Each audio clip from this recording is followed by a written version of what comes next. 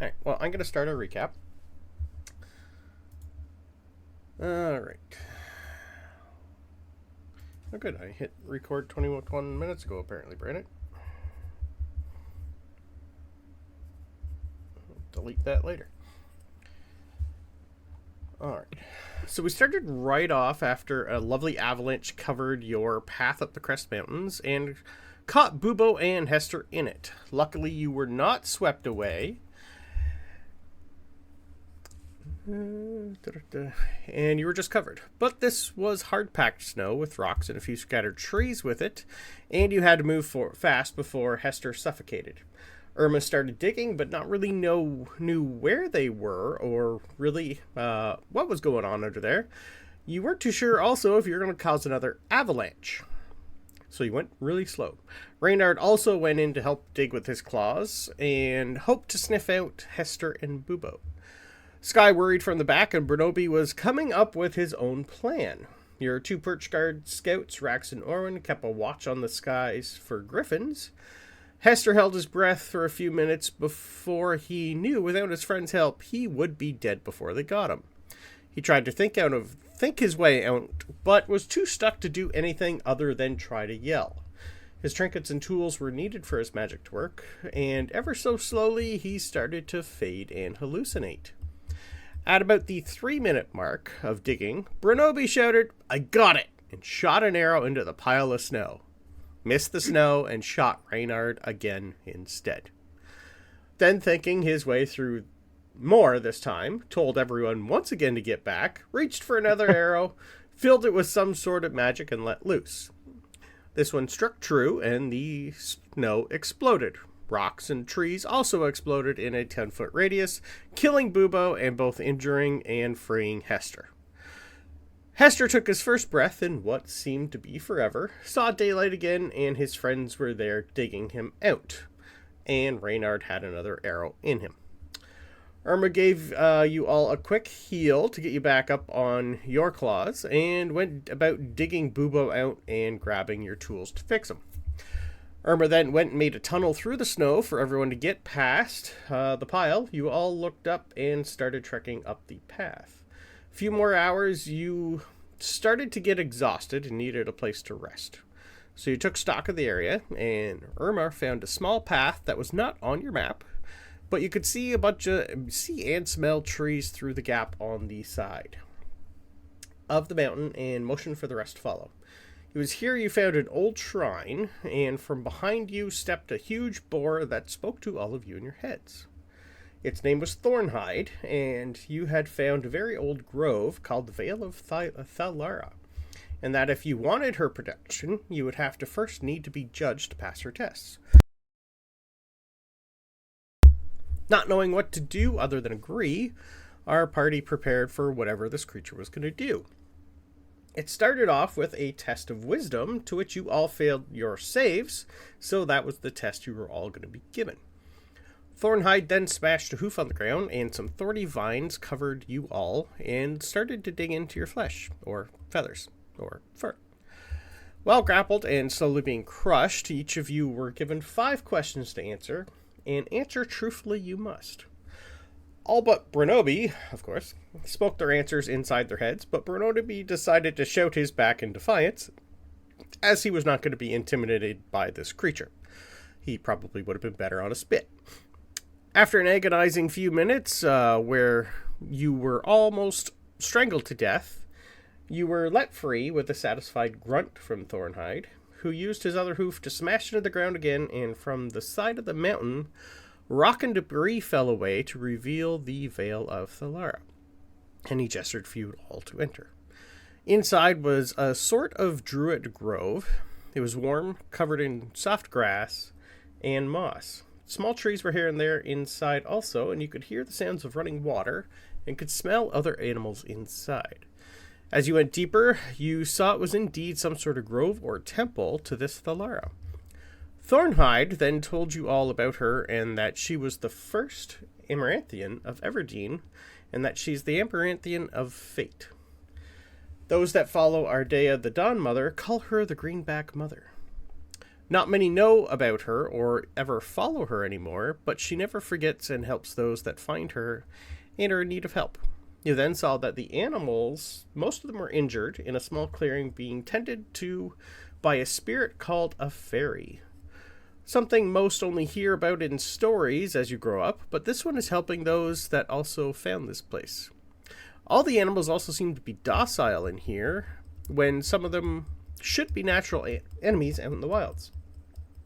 Thornhide then bade you all to drink from a river, as it will restore you in both body and spirit.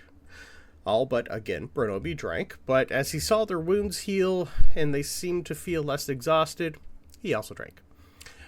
A few minutes after you all drank your fill, you learned all Thornhide would tell you about this place, then you all fell fast asleep. It was here that you were rewarded with the boon of Thalara, and you leveled up. You basically all got the lucky feat. When you woke up, though, you found yourselves back where you were before you found Thornhide. Also that your scouts were not allowed to be part of this test, and to them it seemed like you had just pretty much fell over and got right back up. No time had passed, and it seemed that our party was a little on edge. Also, Rax and Orwin seemed to be getting a little worse as they once again, and then you guys all once again hit the trail going up, and they were slowly falling behind. After a few more hours of trekking, you came across a large griffin nest and could hear the sounds of a newborn inside. But Reynard also picked up the sounds of metal scraping on metal and stealthed in for a look. Inside was indeed a baby griffin, but beside it was a sword and shield and the remains of Cervan. Reynard was a little taken aback with this, as both his and Cervan's memories were slowly becoming just Reynard's. And this sword and shield looked very familiar to him, yet he couldn't figure out from where. Putting all these thoughts aside, you grabbed both, and what you could of Cervan's remains, put him into a bag of holding for later. Luck had it, parents of the baby griffin rolled poorly, or we would have had a lovely fun sight on a rocky cliff. 2 long hours later, you knew you had to stop for the night as Rax and Orwin were spent and had nothing left. So Irma once again took stock of your area, found a place you could dig, made a nice little small cozy underground cave to rest and relax in. As you started a fire and started cooking, Hester looked at the sword and shield, and both were indeed magical. The shield was just a +1 shield, and the sword was something called the Short Sword of the Woods, but it also had a name, Blackthorn. Which is where our session ended, and we are slowly picking back up. So, you guys are all in a lovely little underground cavern or den that Irma dug.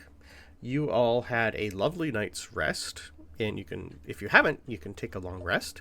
If you have exhaustion, you can get rid of 1 or 2, well, 1 if you have more than 1. If not, you can go back down to 0. Would any of you have thought or bothered to take guards?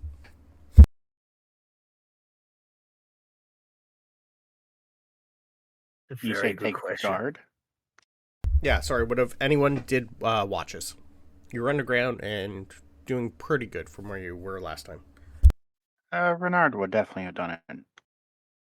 I mean, Which Bubo's always on guard. Yeah, Bubo and Jeremy can guard. Second watch or third watch. Bubo's on all of them? Bubo's always on all of them. Okay.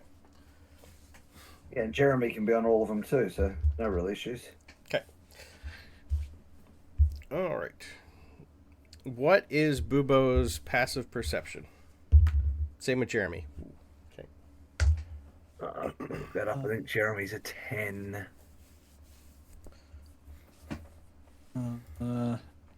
Plus 6. Oh no, 13 for Jeremy. Okay. Perception. Wisdom. 16, if I did my math right. Okay. All right. So were any of you guys doing third watch? Or were you just letting those two? You would have known Rax would have offered to do third watch, but I'm just wondering if any of you other than Bubo and Jeremy would have also done third watch. Reynard would. Did I say Bubo had 13 or 16? 13. 16. Was it 16? No, I Uh, said it 13. should- Okay. Yeah, it should be 16. Okay. I misread the calculations because it said proficiency bonus times 2. Ah, yeah, no worries. Reynard, if you're doing third watch with Rex, can I have a perception roll, please?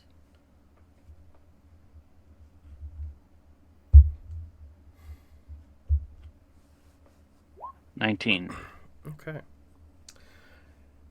At some point, probably like an hour before sunrise, you notice that Rax is missing. He told you he heard something, he'd be right back, but he didn't come back, sir.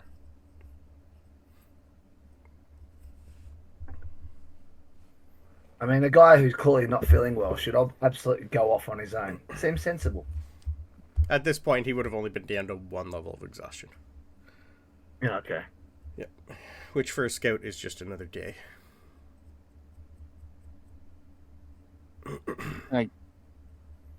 I would have probably woken up his partner, just like, hey, your buddy hasn't come back. I'm worried. And How long has he been gone? how long has it been for For essentially you, when he's been- probably like a half hour, 40 minutes-ish. And I would probably say that like almost an hour. And he hasn't checked in? No. That's not good. Well, he's pretty good. Maybe he saw something and is hunkered down. What's the weather like? You're in a blizzard, by the way. Nice early morning blizzard. Yeah, High level. pretty much what I'll repeat that, but in my voice. Okay. Well, shit. I'd like to hear it in Brendan's voice. I don't know. If he said he's got it, he should get it, but that's a long time for you to hear nothing. But if it's a blizzard out, maybe he got lost. He shouldn't, though. Well, he's got the map. Yeah, we're in a cave, right? You're in a den, underground den that Irma dug. So you're surrounded by cold dirt and a little bit of rock. Well, then there's a good chance he might have, missed where the little burrow was. So essentially, we probably should kind of look for him. And that Yeah. being the case, I'm going to wake up Bronobi Mhm. to essentially keep guard if it's going to be me and the other guard going. Okay. Do you want... he'll get up. Okay, do you want me to send Jeremy to help you look? Is he good in a blizzard? I've never met one of his kind before, so I really don't know the answer to that. You know as much as me, but I guess he is another set of eyes. And I can stay and guard the camp. Okay. And for that, I bring out from the wonderful great bag of tricks Yep. a badger. Yeah, you got the badger again? Nice.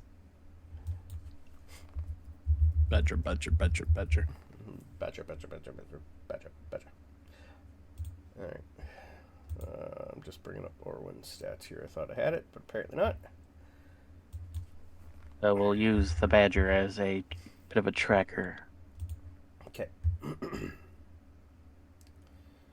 Alright.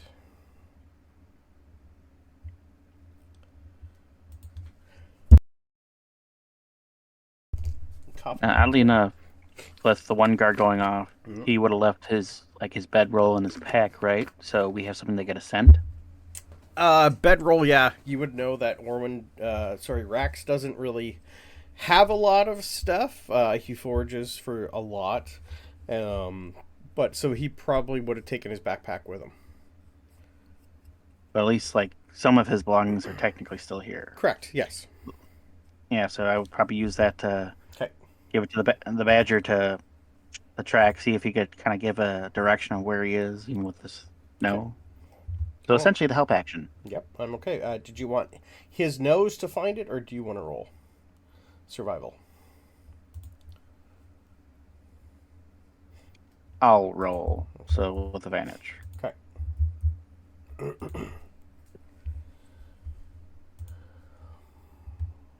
21.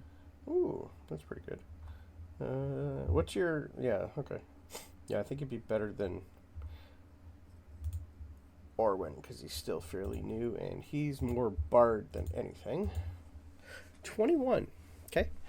In this lovely weather that's currently here, the help action is probably your best bet. At some point, how far away from the camp are you going? Like distance-wise, 100 feet, 200 feet, a couple hundred yards, to like 20 minutes, half hour? Or just your main area that you're currently in? Let's go at least, let's say 100 feet. Because we got a direction with the badger helping us. Yep. Essentially, so let's go that direction. See if we can find any sign. Maybe he dropped something, or Yeah. Okay. there's signs of a struggle. Maybe even with the snow, there might be something like an indent of snow. He fell or whatever. Okay. Footsteps. And Jeremy's rolled a 19 to try and look as well. Okay, perfect. All right. Is Jeremy going off on his own or staying somewhere close? Because I think he would stay close enough to be able to see them, but it's not very far at this point away from each other. But they will, if no one has good visibility, they kind of need to be almost on top of each other. Yeah, like you're just before daybreak. So if you don't have dark vision, all your rolls are going to be pretty much at a disadvantage. The help action will make it a straight roll.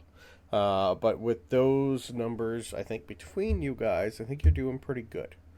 So, and I have dark vision, and I have blind sight. So essentially, if he is by any chance unconscious, I should essentially detect him. Yeah.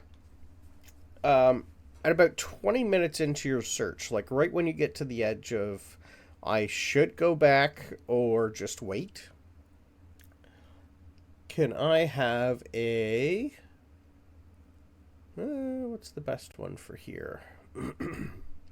Just a straight perception roll. From all of them, or just from him? I'll take one from each. 10. Okay. Yeah, only 5. Okay. You don't hear anything else, but your survival roll, you definitely see like a few little traces of track. But with the snow that's coming... you'd be able to tell that they're maybe from... They're almost completely filled in by now. So with the snow going with your roll, you'd know probably at least 20 minutes ago he was here, maybe half hour. So you might have just missed him. But the tracks are heading where your next path is. Going up. But they're faint. Does it look like he was... Is it just his tracks, or does it look like more than him? Currently just his. They're... Yeah. Why would he go that far? That's weird. Well, it's a blizzard. You might got it turned around. It Yeah, happens. well, don't know how you accidentally go uphill, though. Well, maybe he was getting buried, so he went higher to get rid of, away from more of the snow. We'll find out. I'm continue onward, upward. Okay. I'll take another survival check, please, from the two of you. Oh my god, another 5. What the heck? And since I have the badger helping, advantage. Yeah. Mainly because you got blind sight dark vision. Ooh, 22. 22 survival. Yay. Within 10 to 15 minutes, you definitely get a feeling something's wrong. You find torn pieces of his pack and traces of blood.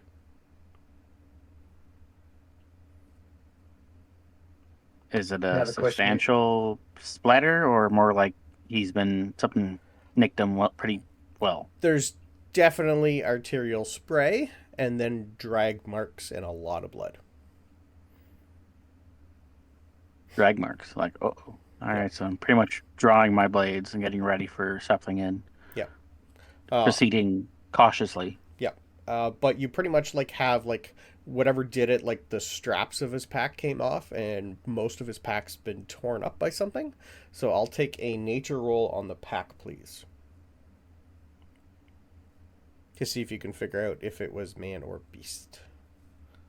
Regular or advantage with the badger? The badger, I don't know if it would be able to tell the difference between man or beast, because it really can't communicate much. Jeremy's got Bronobi, I would assume, in his eyes, though. Aren't we out of range of that by now? Oh, at this point, yeah, you're only 100 feet. Right. Okay. 11. 11, there's claw marks. But not like from like a bird folk. Or, yeah, it's not bird folk or humble folk. Definitely a little bit bigger. Yeah. Griffin size, possibly?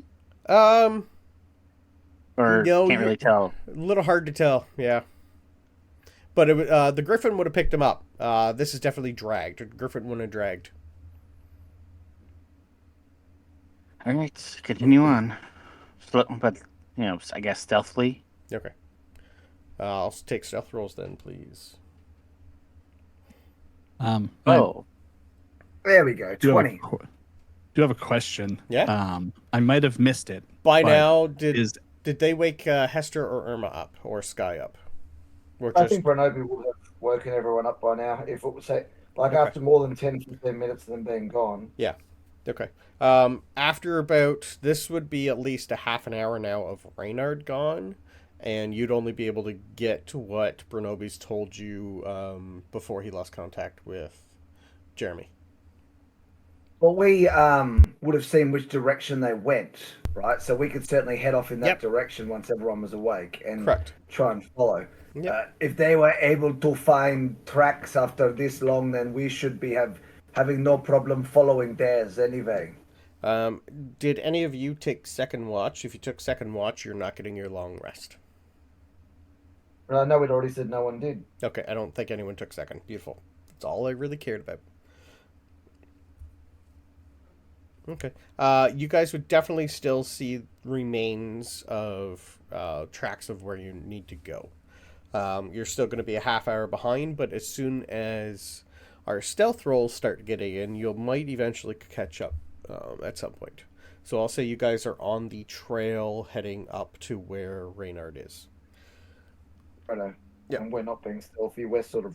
Yeah, I figured. After. Yeah. Okay. Reynard. Good stealth roll.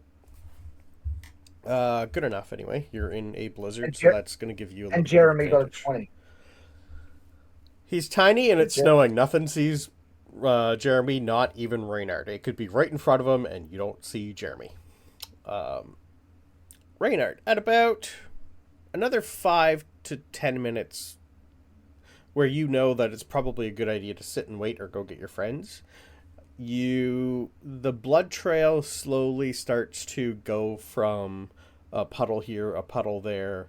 You do see more tracks, a different type of track. It seems like maybe whatever was dragging it or dragging Rax got a little careless, and you do definitely see paw prints. I'll take nature roll to see if you can figure out what the paw print is, please.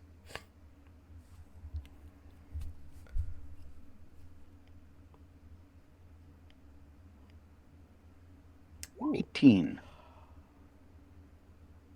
Some sort of wolf or mountain lion.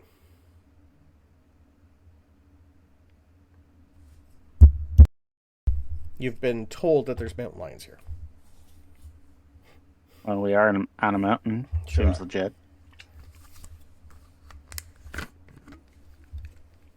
But oddly enough, is my badger reacting because animal senses have, the whole fight or flight? Is he reacting where it's like he should be scared to death right now? He's a badger. Badgers don't get scared. They get angry. When come across a predator, badgers usually put their back against a wall. He doesn't. I know they hiss and get ready to they want to rumble, but he's definitely Not giving you the sense that it's close. But he's definitely on edge, yes. Even though I don't know my team is behind me at Yep. a certain amount of time. Yep. How much time, essentially? It's still 30 minutes, even though I'm kind of... Say I'm waiting for another 10, just like... Kind of get my bearings. If you want to sit and wait, they'd probably be... They're going a little quicker, so they're probably still 20 minutes behind you at this point. And I'm going to stupidly proceed. Okay. All right. What are the rest of you guys doing? Oh, we're just trying to catch up. Okay, I will take survival rolls to see if you can stick on the path, please. Because it's a blizzard. Ugh. You don't want my roll.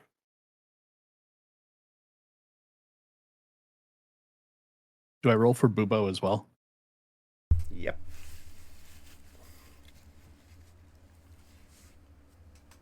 Wow. Yeah, we're fucked.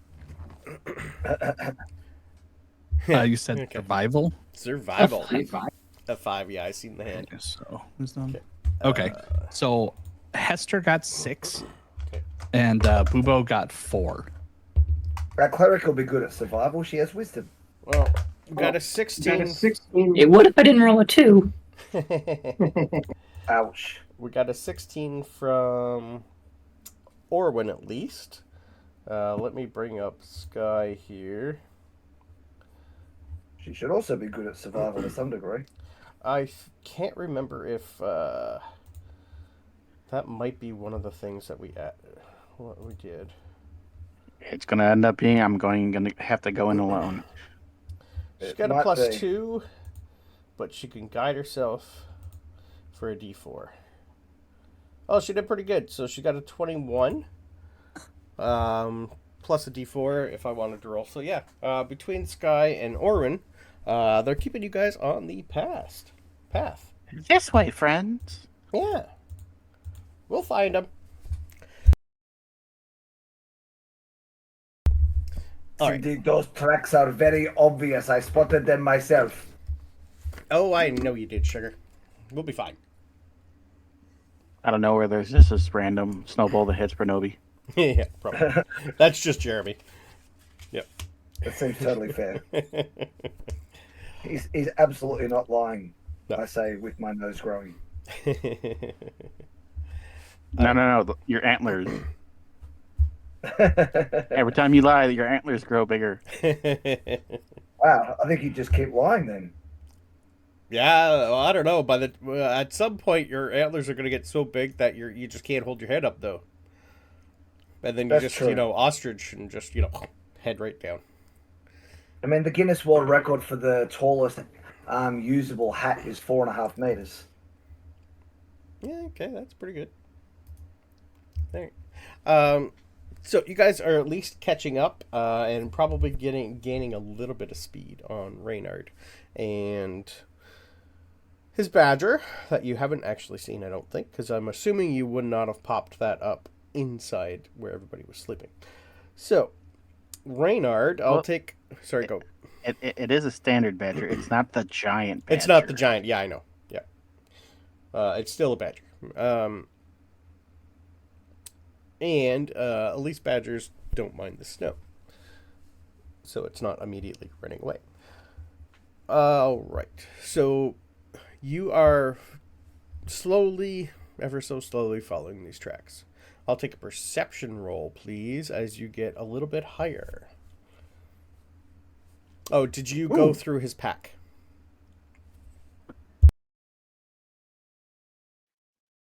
Or pick I up probably his pack? would have grabbed it because I have Susan's bag. That's essentially the bag of holding to just confiscate his stuff. Just to, it's his stuff. So might as well, if there's anything useful. Would you have looked through it for the map? Yeah, probably just to make sure it didn't get blown away with it being torn. Like it was. Quick investigation then, please. On that perception, Jeremy rolled 21. Ooh. 7. Okay. You don't necessarily find the map. You just, it looks like he keeps things in order, but there's definitely maybe a few things missing. Maybe the map's missing, unless you take the time to really go through it, you don't find it with a 7. I'm gonna assume maybe he had the map in his hand. That's why he might still have it on him. Maybe it's on his belt or Okay. stuffed in his breastplate. Okay, perfect. Off I go. Okay. I'll take another survival and a perception from Reynard and the Badger and Jeremy. Jeremy, you got the 21, I think I heard? Yep, I did. Beautiful. Jeremy. Dirty 20 over survival. Oh, beautiful. Reynard, at some point, Jeremy is like perched on your shoulder and giving you like a little peck. Fly like 5 feet, look back. He's trying to show you something. Oh, so he's not ratatouilleing him.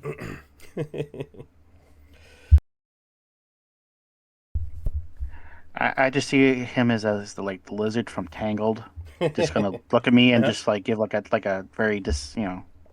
You haven't seen his never Rapunzel's little lizard friend. Yes. Just give that very discerning look of like, come on, dude, this way, look. Yeah. Yep. That fits. Mm-hmm. So eventually you find another trail. This time, definitely 2 different set of paw prints. Hard to tell when, but you do in the distance as the sun now is slowly starting to rise and you can start seeing more and more. You do catch a whiff of wood smoke coming ahead, maybe 500 feet. So even with a blizzard, I'm smelling. You're getting a little fire. hint. Yep. I don't think mountain lions are usually lighting fires. Mm-hmm. Well, I will continue on stealthily just because. Right. I don't need you to roll for this one. With your help from Jeremy, you eventually come across what looks to be some sort of guard station or guard hut on the edge of one of these mountain sides that you're like climbing up the bunch of stairs. There's like a little outcropping, good like almost like 50-foot ledge where they've built something. Lights are definitely on inside, and you do see a little bit of chimney smoke coming out. But you're sheltered a little bit from the storm here, so the blizzard's not as bad. But you do definitely see blood trail and more paw prints heading towards that place. That's really strange.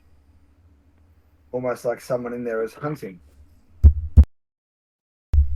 Could be that something attacked, our friend, and somebody found him who happens to own a wolf.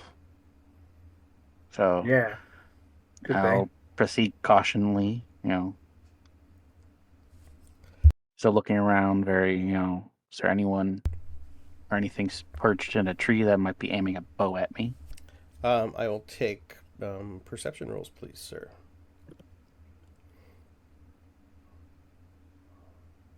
With a 15, you don't hear or see anyone outside, but you do definitely hear growling and rummaging around inside this place. Not windows, really. Most of this place is like not barred up, but it's almost like they don't want you to see inside unless you're inside. So it's really hard to see in. Most of like curtains are drawn, and they have this place so you can't look inside without going in.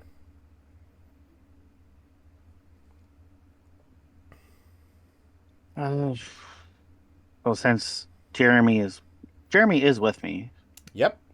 and since it being that he goes poof after 100 so feet, right? No, he just can't communicate. Yeah, he with just me can't more than 100 communicate. feet He's away. pretty much on his own. Oh, well, he is a familiar, right? So there's a certain range for familiars. He's got 1,000. They are keeping up with you for that. Ooh. Which I guess would say to you that you must know at this point that we're following. Yep. If he's still there, they got to be close behind. Whether or not they're going as quick as you or can still find you, Jeremy's still there, so they have to be hot on your heels somewhere.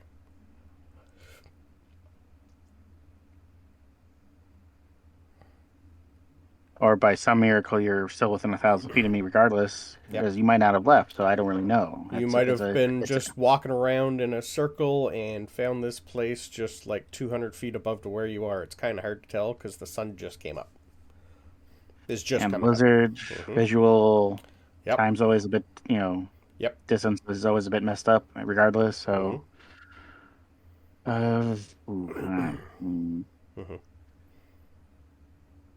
By any chance, let's see, I already did a perception, so even though they have it kind of like barred up for winter reasons or nobody wants to see inside, is there any chance there's a bit of a nice crack to get a peek at what's in there?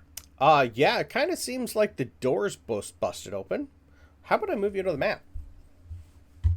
By all means. Okay. I have everybody here, but that's what you're We know we're not there. Correct. A badger. I'm just bringing out a giant badger just because we already have it.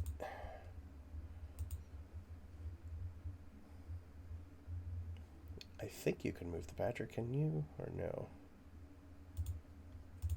Yeah, I thought so. Yep.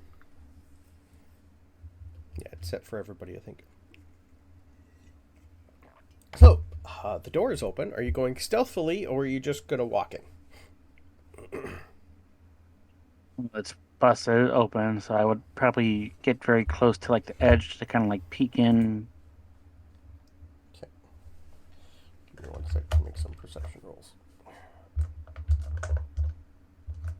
With advantage. Oop. Let's drop the dice, Brandon. Yeah. That's what we want to do. Ooh. I need advantage on this one. Okay. Alright, never mind. Your stealth roll, sir. Was a what?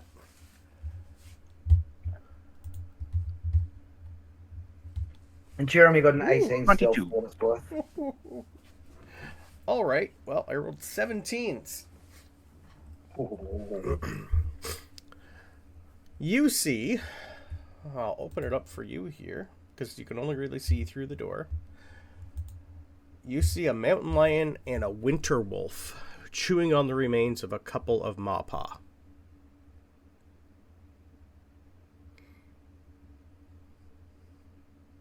Are we Winter all supposed to be wolves. seeing that? Yes. Well, you're not there, Okay. but Yeah. I will take a quick history roll, please.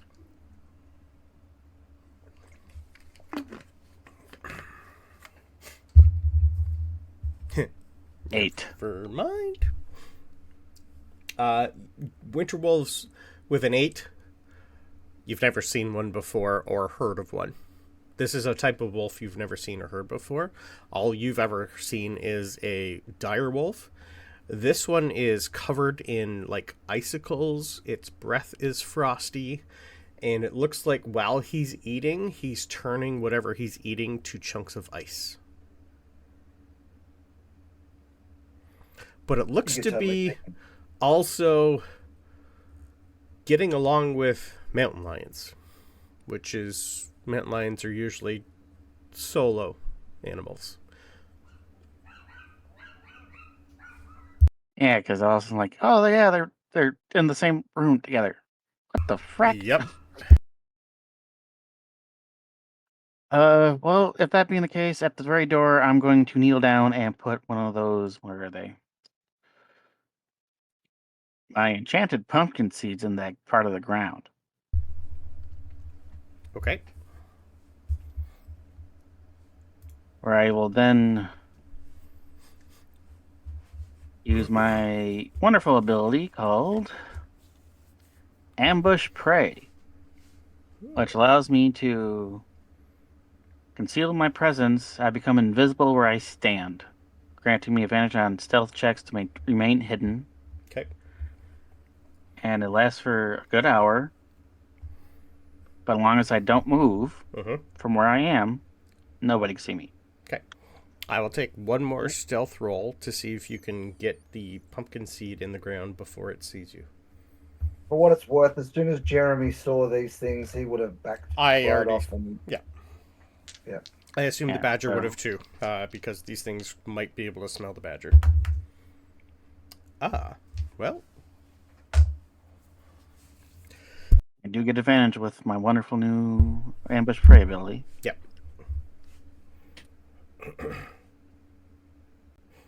Nat 20 for a 29. Ooh, I rolled a nat 20. What's my bonus? 25 perception Holy crap. with a nat 20. All right. Yeah, it's a very tense, probably 5 minutes. You move like an inch, you see it stop. You move an inch, you see it kind of. This would take a little bit of time with the double nat 20s, but you do manage to get it in there.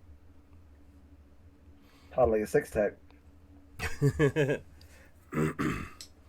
And every now and then you see this mountain lion go back into the room over here and then start gnawing on something, then come back.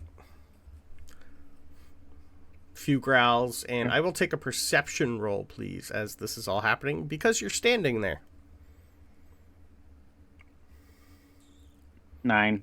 Nat 1, never mind.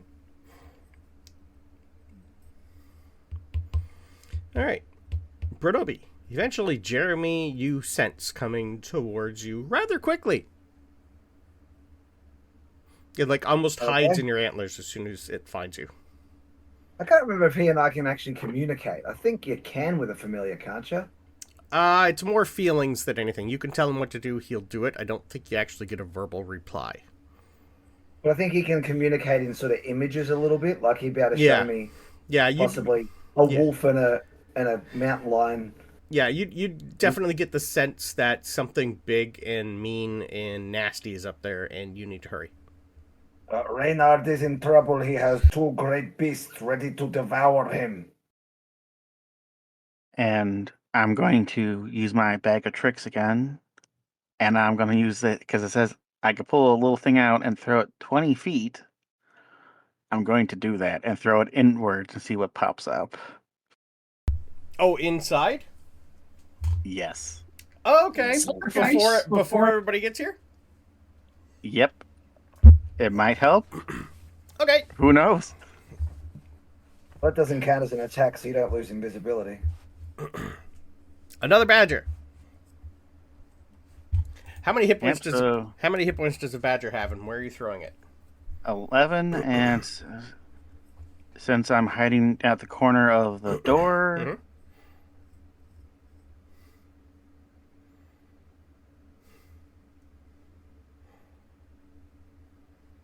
right by that chair. Okay. And the moment I do that, I'm going to throw the other one because I had 3 charges. Okay.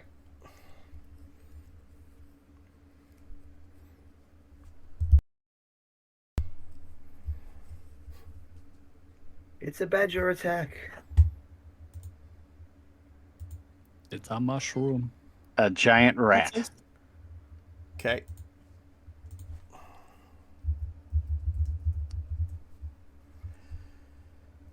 I'm bringing you a giant rat. With 7 hit points. Okay. And where are you throwing it? Right beside it? Yep. Okay. Well, Really hoping for a higher roll, but I didn't get it. The rat and the badger then start attacking each other. no. You notice immediately this winter wolf look at both of them. Can I have con saves as it's doing a cold breath on them? Thought it might. Shouldn't it be initiative so they get a chance to attack first? This thing rolled a 25 nat perception. It knows something weird's going on. Con save a 2 for the rat. Okay. Did the rat pass? No. With a 2? Oh, okay.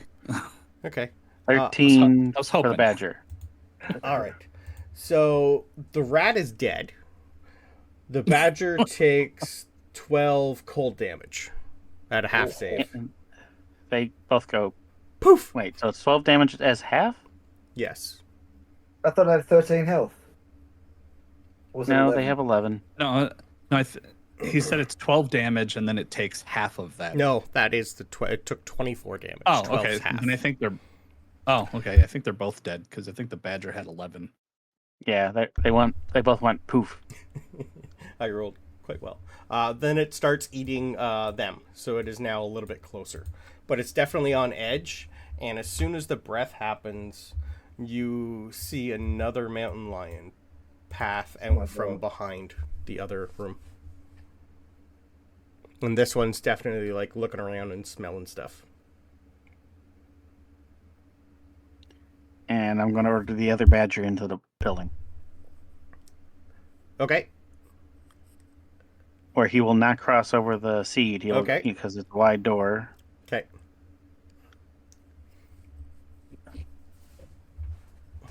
And just stand there. By now, you guys are probably right on the edge of seeing this building. So I'll say you're probably like 100 feet away. I think we're still rushing at this point. Yep. Okay, there's another nat 20. Ooh, and a nat 1 and a 16. Two of these, joys of having keen senses. Definitely immediately this one here rushes to here and takes a chomp at your badger. Are you telling your badger to attack?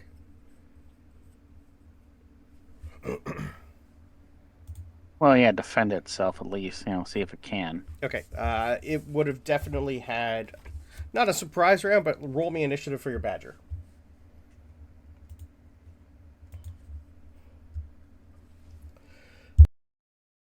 Dude. Okay, I got a 19.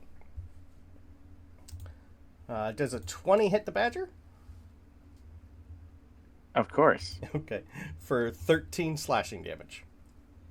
It goes poof. Alright, so 2 badgers and a rat are completely annihilated. But this thing is not bright enough, and it does come out to sniff the air. And So since if your it's stepped seed on go- the seed, Yep, it took off the. Yeah, it's gonna go off. beautiful.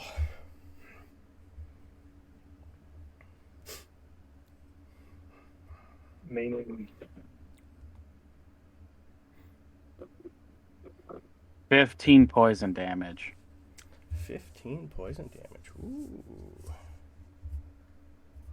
That's not good. Out of possible 18. That's pretty impressive. That's pretty Ooh. impressive. Yes, it is. This thing basically like explodes in a lovely little cloud of rotten pumpkin, and you see this mountain lion like pretty much just immediately like start clawing around and biting and scratching the air at anything it can get its hands on. You're close. You're really close, so it's going to do a perception roll to see if it can smell you. It does not smell you, sir. Now with the frickin' smell of pumpkin on it. Not with a roll of a 4. Even with a plus And- 7, that's only And, an it could- 11. and now since it's essentially outside, poisoned, Mhm. I'm going to swipe at it. Okay. You could be able to tell this thing did a little... It hurt a little, yeah. Okay, if you're going to take a swipe, then we're going to roll initiative here. he gets a free shot, surely. Sure does. But only one. How close are we? Should we be rolling initiative too? I'm going to say we're going to get a round of these guys in, and then you can, yes. Yeah. And did we hear the explosion, basically? Yeah, you would have seen it. So there'd be no stealthing, we'd be running. Yep. Give me 1 sec here. Mhm. All right. I'll just so- It would be an explosion, more like like a can, like I guess a smoke canister. You just Yeah. Nothing really of a pop, but more of a just something exhaling. Yeah. All right. So. Do. 18 for you. The Winter Wolf gets a. What's your bonus? Ooh, we got a 15 for the Winter Wolf.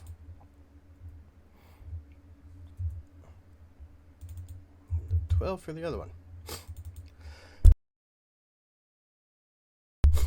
Okay.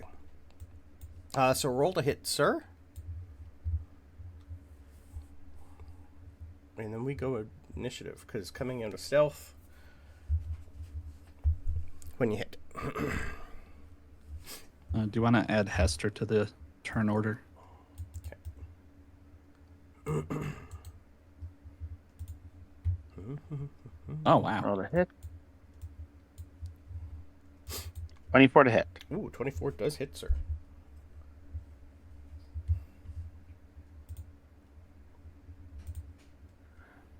Don't count the fire damage because he's not a plant, but 7 piercing damage.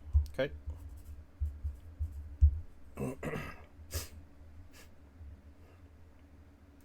8 sneak attack. Ooh.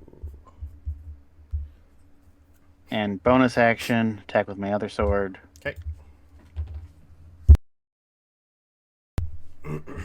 25 to hit. Ooh, nice. Yep. 10 damage. Oof. This thing's not looking healthy. Or happy. And with that, I'm going to cast the spike growth from my sword. I Wait, can don't think you can this turn, no. It's pretty much an action. I? Darn. Yep. It doesn't say it needs to be an action. You can spend a charge and speak the command word to cast spike growth centered on yourself. You can pass through this terrain unaffected. Sounds like a free action. It's still technically a spell. I don't think it's a free action. I probably just didn't do it correctly, but that's still a spell. You actually have to take an action to do it. Damn. Yeah, just like any other weapon, it's still an action to do it. Unless it says bonus action. Nah, and I just use my bonus action to... Yeah, it's like pretty much like a charge. But that's still, because of the spell, you still have to... Technically, the sword's casting a spell, which is an action.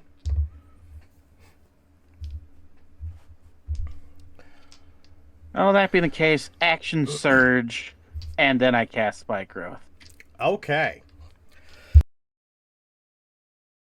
That's... And it is 20 feet around me. Yep. And when a creature moves into or within the area, it takes 2d4 piercing for every 5 feet it travels. It's the best damn spell. It is, but the problem is... If you don't tell your friends, they won't see it. Because But he's casting it in the room. No, it's not centered on where. himself. Ah. Well, wherever it... Well, we get to roll a perception check to see if we see it. I won't, but the others might. I think it's investigation, maybe? No, it's perception. I wish it was investigation. Okay. Well, if people start running up and yelling, I probably would yell back. Stay back. The ground is spikes. Now, is that technically a concentration? What Yep. if it's from the sword? Okay. If it's cast from the sword, it wouldn't be. Yeah, it still is. It's Yeah. still technically a Well, the concentration. spell is a concentration up to 10 minutes. Yep. Okay.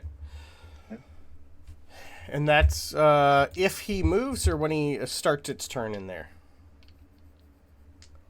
No, it's only moving. Only movement within the spike growth counts. Okay. I cast Yeah. the spell. Only if they, it's pretty much, moment you take a step anywhere, that's when it, you do damage. Yeah. Okay. All right. Well, it's not smart enough to know what it is, but at least... So that's your turn, I assume. You're done. It has 1 health left, so it can at least attack you twice, sir. Wouldn't it be Hester's turn? No, I have a 20 Let's right. you give guys. him a Oh, turn. You yeah. guys are one turn behind. Yeah, I haven't That's actually right. rolled for everybody else yet, so don't worry. Gotcha. Okay. A 17 and a 17. Could I do a Both bite and a hit. claw? Okay. The bite attack is 11 piercing. Ooh. The claw attack is 9 slashing.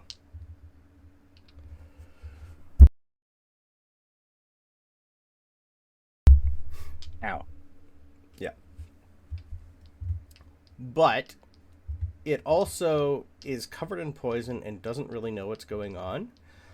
So it definitely moves out of the way and tries to like circle around you. And dies. Pretty much. Is it a deck save for the... There's no save. No, It's just there's no, no he save. dies. Just you It's move just 5 damage. feet, you take 2d4. That's what I thought. Perfect.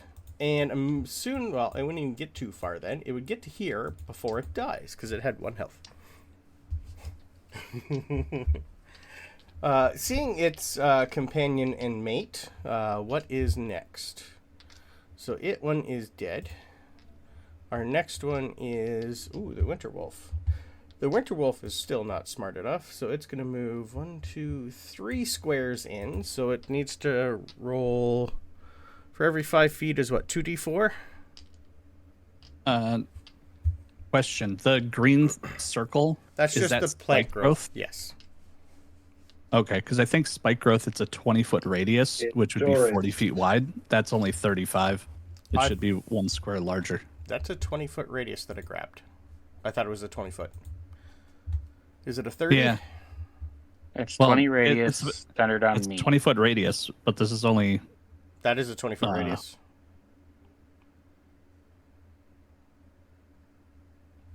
So it'd be 40 feet wide, but there's only 7 boxes, so that's 35. This is a 20-foot radius square. It's part of the mod.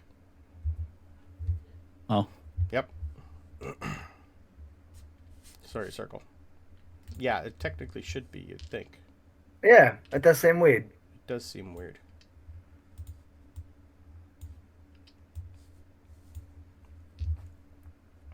Yeah, let me grab Problem a is- 30-foot and see what that does. yeah. Too That big. one's 20, right. 25, That, 30. yeah, and that one's too big. And yet You the got 20 25. foot, I don't know, it's 20 and it's 30 and 60, just what spells are. Oh, okay. Yeah, I don't know. I think it's because the box is square that you drop.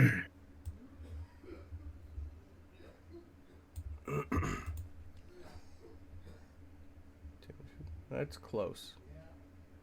30, 35. Yeah, that'd be 40. Yeah, because it's centered on him.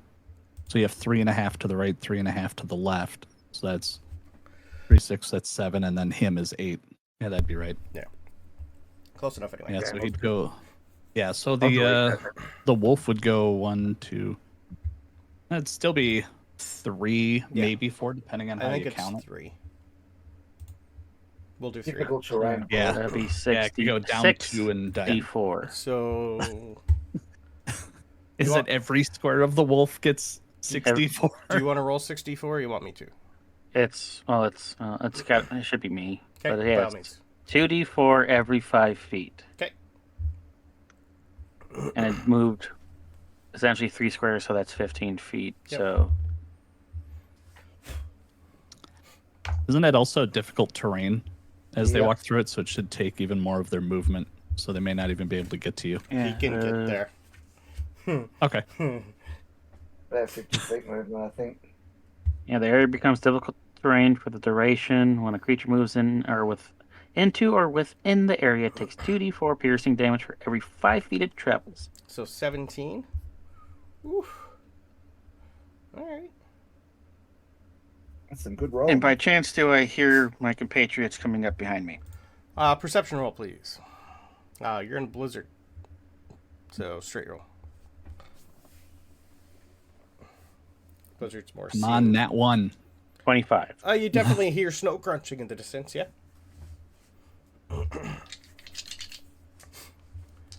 Alright. moment I spot somebody, I'll look back quick, see if I spot anybody. If I don't, I'm just gonna keep my focus on the wolf. Yeah. Okay. Oh, did you roll con save after the hit, by the way? Oh yeah, for the spike growth because you got hit twice. Thank you. Yeah. So So that two damage rolls, might not happen. or just one? See if I can pass the first one. Per. Yeah. You need to hit 10 for both. Yeah. Well, it went away immediately with an 8. Fudge. So I'll give him that health back.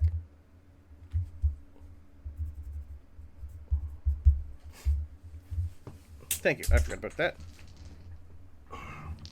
Yeah, me Mario. Sorry. Yep. Well, all right. Can I have a con save, please? Because it got its cold breath back. I object to it even being concentration because I think it was the sword casting it, not you. It's still technically him doing it from the sword. Everything's, I'm pretty sure, like that. Yeah, the It's still a sword needs to spell. roll the concentration. Yeah, it's not a sentient sword. Ooh, 15. I'm quite sure if you cast a wand of and concentration spell, the concentration isn't yours to use.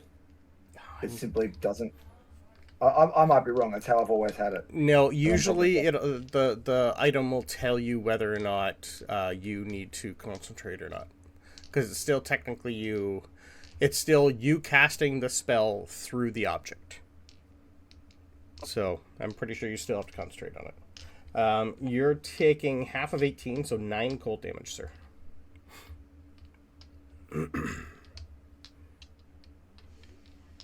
But that's all it can do. But it will move. It was there. 5, 10, 15, 20, 25. It's going to come out.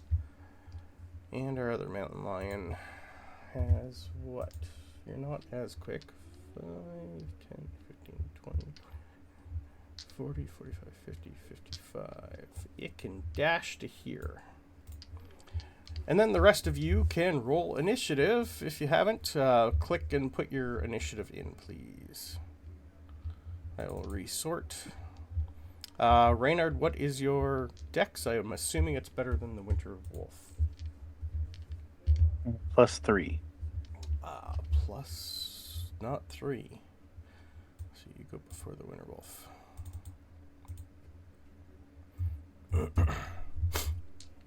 And now, since it's being that I'm facing the opposite direction towards where my friends are coming, Yeah. I should see somebody again ready to yell. Probably. So what was Hester's initiative? 20 20. regular. Okay. And then, if I remember correctly, Bubo goes same initiative as me. Yeah. We'll have Jeremy go with also. What was Bronobi's initiative? I think his was 10.18. Oh, 15. I see it up there. I think his is going to be better than a +3. All right. Hello. Okay, so Hester. It looks like Bronobi's on there twice, 15.2 and 10.18. You can delete the 15, or I can delete the 15. Oh, okay. Sorry, I just did that. I seen a 15 initiative up there. Oh no, I can't delete it. You have to. Okay, never mind. Hester, yep. All right. You see Reynard cold, slashed up. You see a mountain lion on the ground. You see another one in the doorway, and some sort of wolf that's about to gnaw on him again. All right. Let's see here. Before.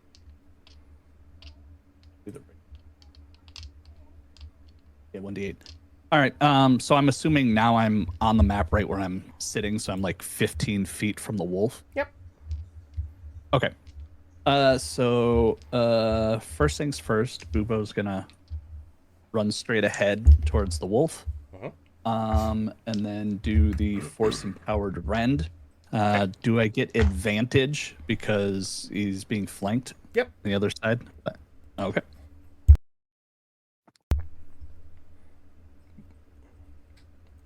Let's see. And of course, I completely forget we have Lucky. Oh, yeah. That's right. You guys got the luck feat now. Right.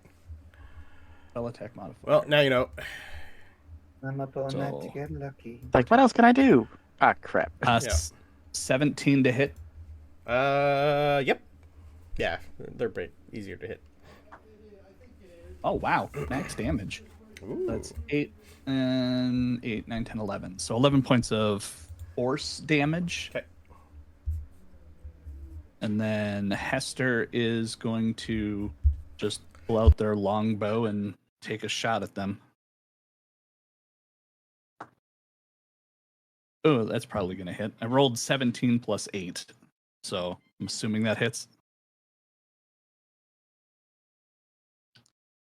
And minimum damage. Hell yeah. So that's 6 points of damage of piercing.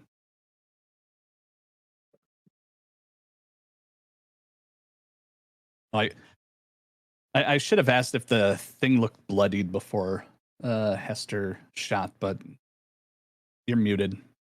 This thing looks frozen, not bloody. Even as whatever you've been hitting it, it's pretty much just chunks of ice are slowly starting to come off of it.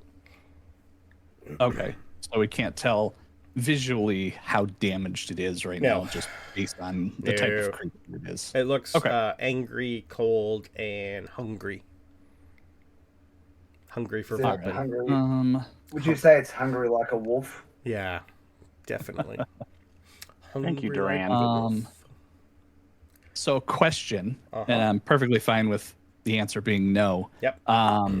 Could I forgot I have the spell Branding Smite. Could I have cast that before I shot the arrow? Or is that I need to do that? I have to do it before I actually do the attack. I believe so, yes. Yeah. Well, I mean, it does say the next time I hit a creature, so I forgot I had the spell, so that's why I was asking if it was cool if we said I cast it beforehand, but I'm totally fine with it being I have to use it next turn. No, Hester's smart. Hester would know. Okay. Yep. I like the shade you're casting there. Your character's smart. You're an idiot. No, it's just it's one of those things. It's like your character would know to do that. Okay, so just to make sure, is it okay if I use the spell on this attack to do another 2d6 damage? Yep. Okay. I just wanted to make sure. I didn't want to be like, oh, okay, and then do nothing. Okay, so 2d6. Oh, yeah, because you have two attacks, right? Because you're level 5 now. Yep. Mm-hmm. Wait, I have 2 attacks? Yeah, you're Level level 5. five. Level Artificer. 5, yeah. Battlesmith gets 2 attacks.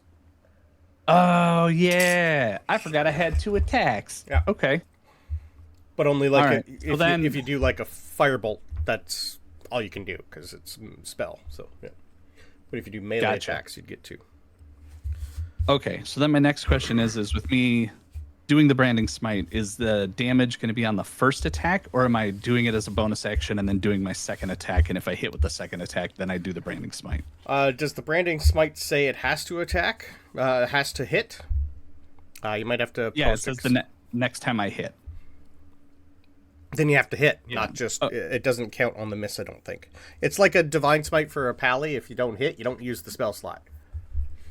Okay, yeah, I mean, it's a concentration up to a minute. Okay, that makes sense. Okay, so Hester shoots the first arrow, hits the wolf, does, I think it was like 6 damage. And then they will bonus action cast Branding Smite. Beautiful. And then attack again with the longbow. Hopefully this one hits. Sure. I think my stupid bronchitis is coming back. 8, 9, 10, 11, 13 to hit. 13's its armor class.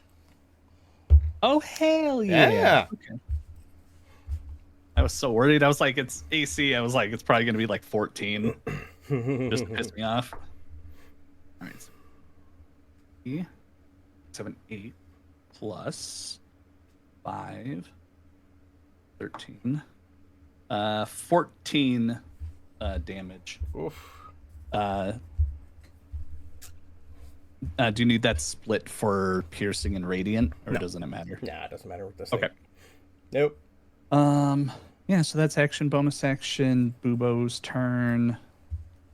Yeah, that'd be it. Irma with a high initiative for once. What would you like to do? Reynard looks like shit.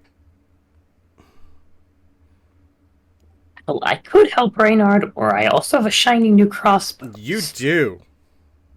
Which you could shoot Reynard with also. That's the fun part. Yeah. Shooting Reynard is the best part of this game. It happens a lot. I know. That's why I'm like, please help me, but don't shoot me.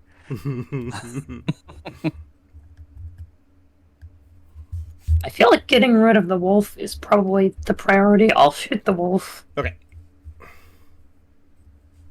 And then do healing word as a bonus action. Okay.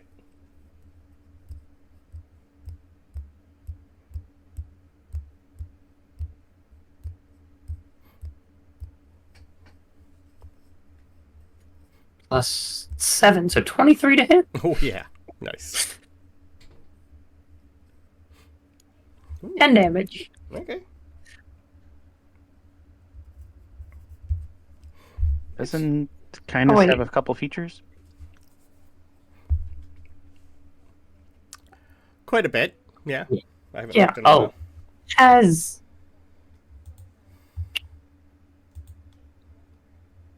Have to remind Has myself. compassion's aim.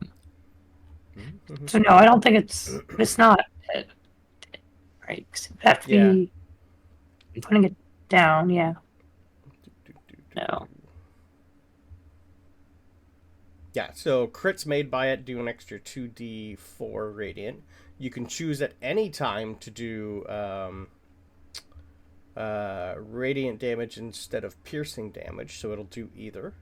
You get a +2 bonus to attack and damage when it's below its hit point. You can also choose to do non-lethal without disadvantage. The healing shot once per long rest.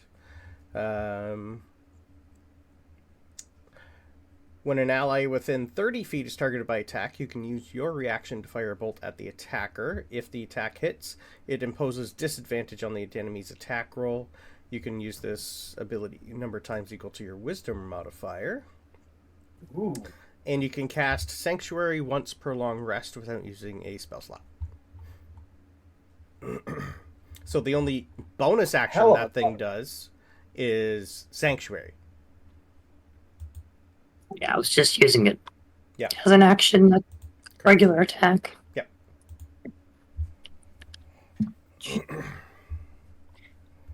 It's below its hit point maximum, so it does compassion's aim. Yeah. I think. Yeah, you get a +2 bonus to attack and damage rolls. Yeah. Yep. Yeah. So that's actually 14 damage. Yeah, because Nice. I rolled an 8 Got it. plus 4 plus the 2, so Nice. That's a 14 lot. damage. Cool. So you do have your bonus action left, so you can healing word Reynard if you like. Or Sanctuary on him. I'll do healing word. It's something.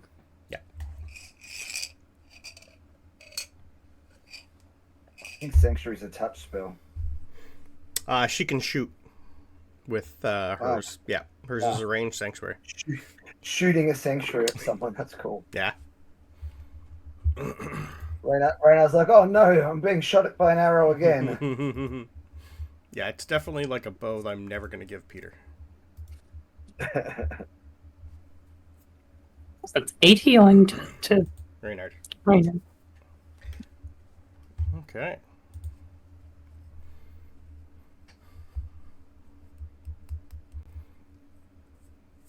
Are we going to move anywhere, or are you good right there?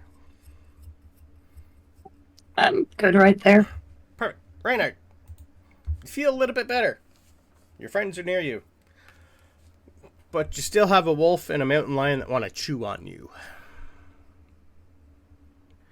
Yeah.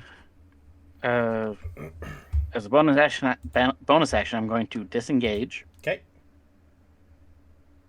But as an action, I'm going to use my ring of jumping. Uh-huh. Give myself, triple distance in my jump. where I will then put my foot on against the wall of the house and leap over the wolf and get clear. Okay. The ring of jumping, so remind me what that does. That just triples your jump?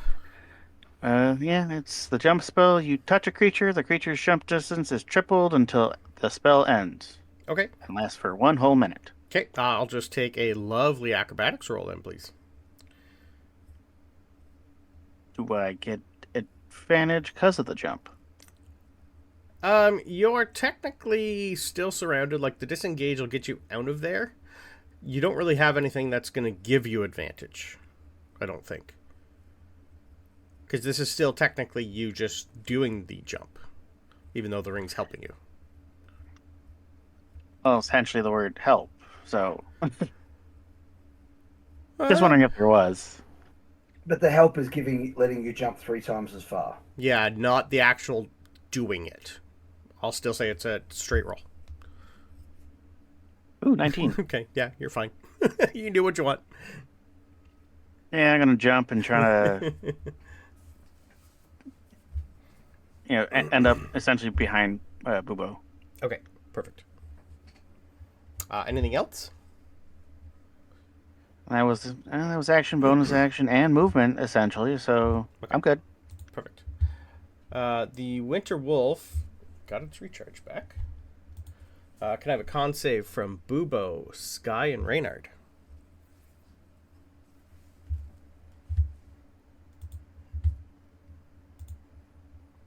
The Hey, second nat one 20 is for a entirely 21. up to you. Ooh. Skye got an 11, so Skye's going to fail. Can I use 8. Bubo as a shield? No. Skye could use her lucky feat to roll again. Ooh, thank you. She hasn't put it on there yet because she's still level 4.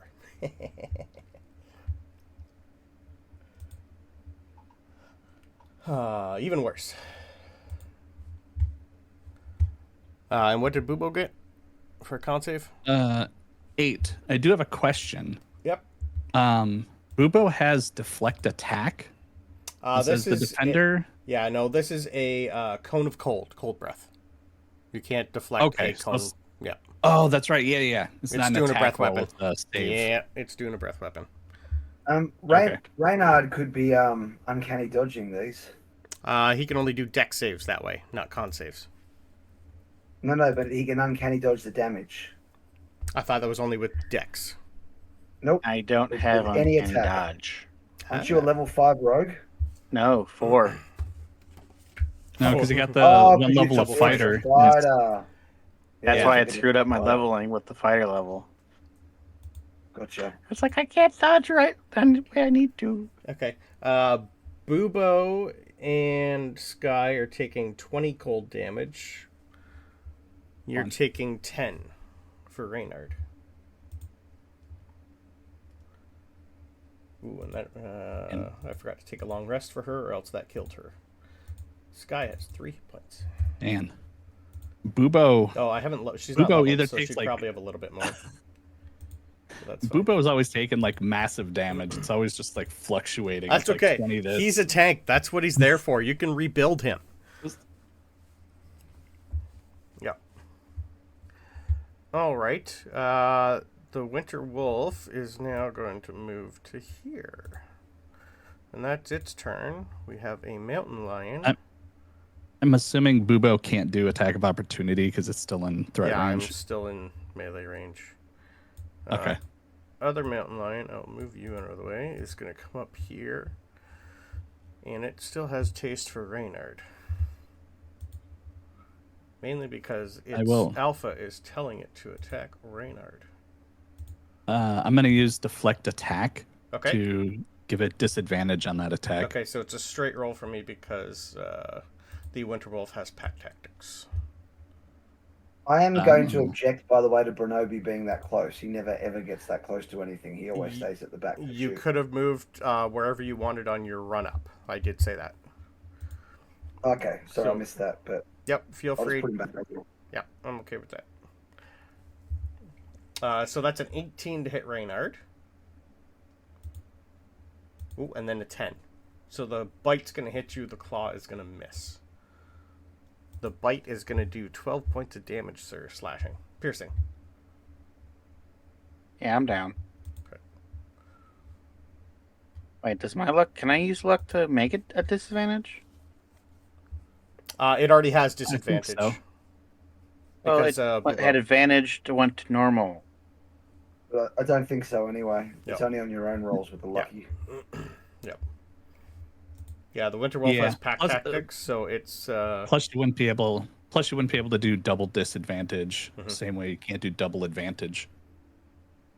Yeah. Shite. Okay. We're all fixed, yeah. Yeah, Orwin's turn. What's Orwin got? Does he have a healing spell? Or a potion. He's pretty much low on stuff. He does have his spells back. But his spells are in this area, he's pretty much just got Thunder Wave or Shatter. So most of his are AoE abilities, which are probably... He could come up to there, could he not? What's his speed? 25, 5, 10, 15, 20, 25. He could get up to here and cast Shatter on the mountain lion. And miss Better everybody. than not doing it. You can still get Bubo. No, it's a 10-foot radius sphere centered on a point, so he can make it here and only hit like the mountain lion. He centers it on the dead mountain lion, and that one just Yep, explodes. Pretty much. Yeah, corpse explosion. Yeah. It worked. So I need a con save. Does he take half? Yeah, he half does. one I save. Alright, so con save for the mountain lion. Well, that's a 21, so it's going to take half of 3d8. Half of 17 is 8. Ooh, okay. And then he will bonus action Healing Word Reynard. But his is only a 1d. Oh no, he could upcast that. And what spell slots does he have?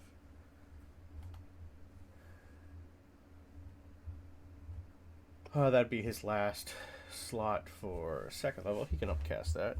2, 4.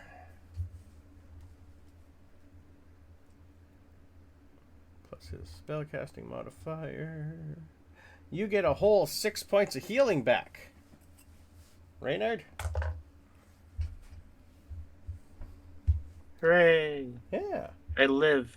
And is Bardic a bonus action or a free action? I can't remember. Bonus. Bonus. Never Bonus. mind. Alright. That is Orwin. Bronobi. Okay. The Winter Wolf's bloodied, finally. Well, there's no point holding back here, so... He had a lot of health. So on the Winter Wolf, Yep. Bronobi will do his explosive arrow Okay. to only hit the wolf and nobody else. Mhm. Ooh, and that is a 21 to hit. Oh, yeah. So my damage for that is a regular arrow. Wow. Where's Yeah. my bloody arrow gone? So D8 plus 4, I'll give you that first. Uh-huh. Ugh. 5. That was trash. Damage is damage, sir. And yeah, I know. And a bursting arrow is an extra 2d6 of force. Can I get something out of that? Hey, an extra 12 force damage. Ooh, okay. And then on my second arrow, I will shoot again for a 19 to hit. Yep. And bugger it, I'm going to use my last arrow of the day, bursting arrow, Okay. for a total of 5, 9, 11, 14 damage. Ooh. Okay. And actually, that's fourth. Okay, cool. Okay. He's not looking happy. But you've definitely, Good. like, he's seen Reynard go down and pretty much, like, turned on the ones that are now shooting him in the back, and he's definitely looking at you now, Bronobi. And I then action surge and take two more arrows at him. Nice. Oh, that's a 26 and a 25 to hit. Bronobi's back, baby. All right. You got 24 Or I health should to get say- through. It's like he does Unless- care. He does care. Unless I roll max. I'd have to roll max, Yeah. which I won't. So You also, I definitely won't. yeah, you also don't want to, like, roll a 1 because Reynard's still there. So 14 damage I do to him this time. Total? Okay. Yeah. All right. We are here for you, Reynard. Still up. Yeah, you'd be able to tell that Unbelievable. it's definitely, like, the ice is slowly fading from this creature. That was an absolute ton of damage. My gosh. Yep. Sure was. Yeah, he was at 55. Now he's down to 10.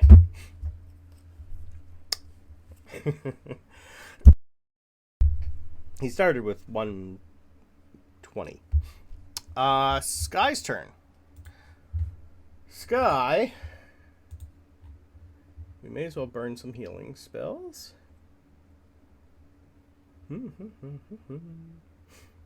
Alright, second level healing word on Bronobi. On Reynard for 9. That's a healing word. And then we will just toll the dead on the Winter Wolf. So I need a con save. No, wisdom save from the Winter Wolf.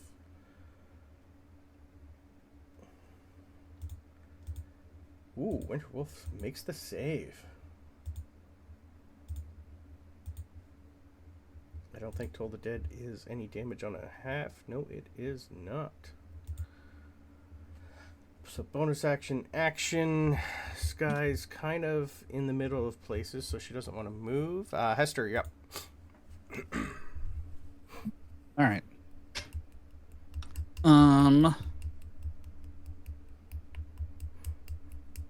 Yeah, so I'm gonna first have Bubo do repair on themselves.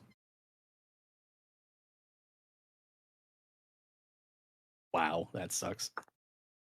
5, 6 plus. That's something.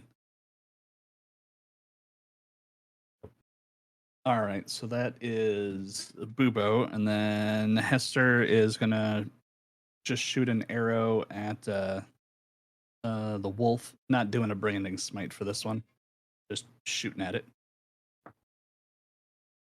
Oh, that sucks. So that's 5 plus whatever. 5 plus 8. 8, 9, 10, 13. Oh. All right, so that did hit. All right, so 7, 8, 9, 12 damage with that arrow.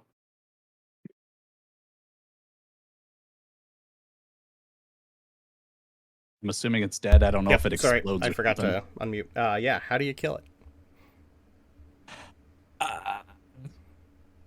Just shoot it in the head.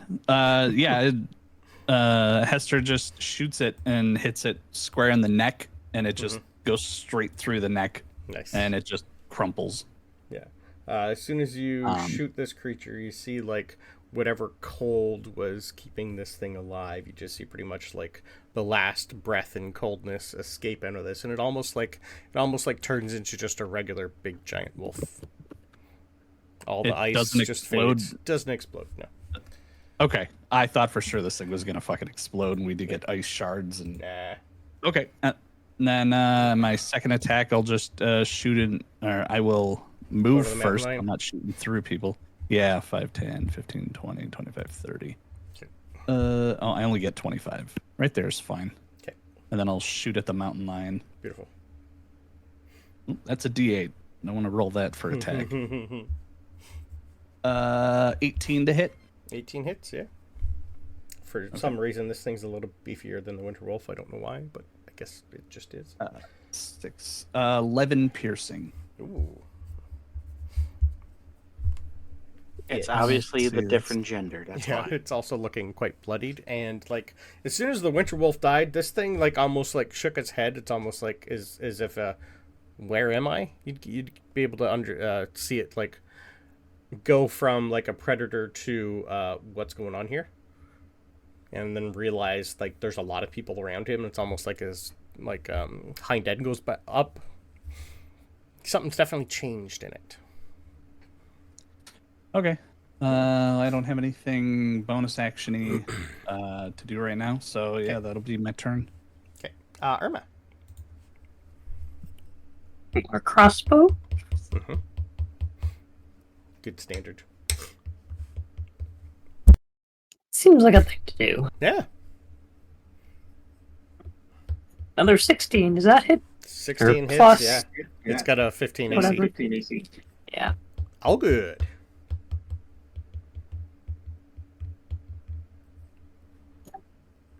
Plus 7 plus 4. 13. 13 damage. Ooh, nice. And It's starting to look like That 13 damage, is that including the extra 2 from it being damaged? with Yeah. the bow? Yeah. Okay. Yeah.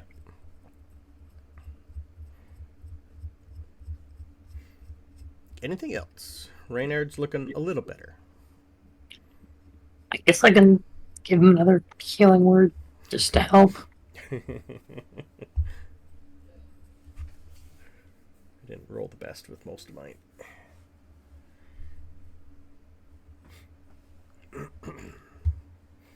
And this is what the mountain lion looks like. I'll put it in.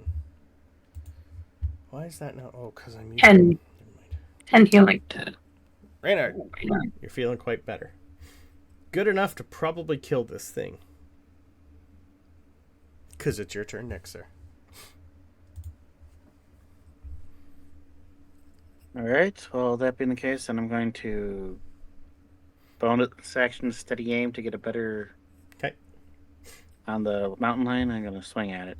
Nice.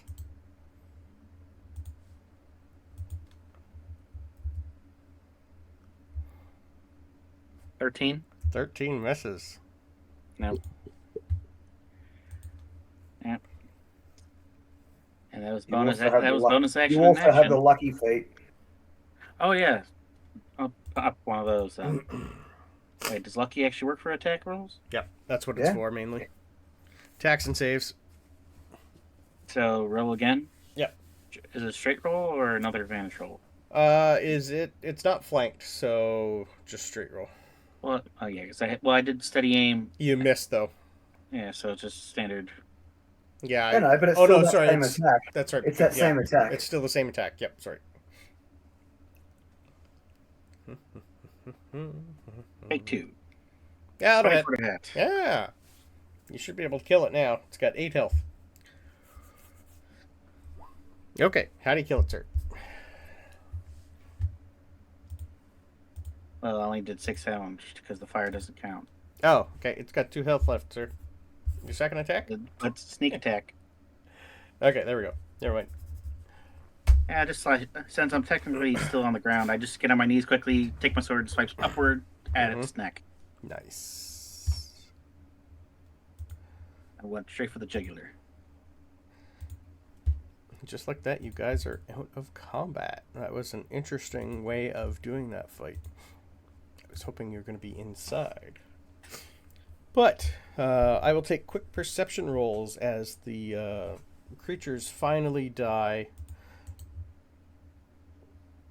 in fade. Jeremy and I both did very poorly. Okay. All right, so we also loot the bodies. How Dirty much 20. gold and weapons do we get? The dirty 20, you don't really see anything other than they're beasts. You can harvest them for fur, teeth, claws, whatever you want. The perception roll, the 20, you definitely hear what the sounds of crying coming from inside. And we'll go for break. It's like, it's like children crying, manly crying, animal crying. Definitely some sort of humanoid crying.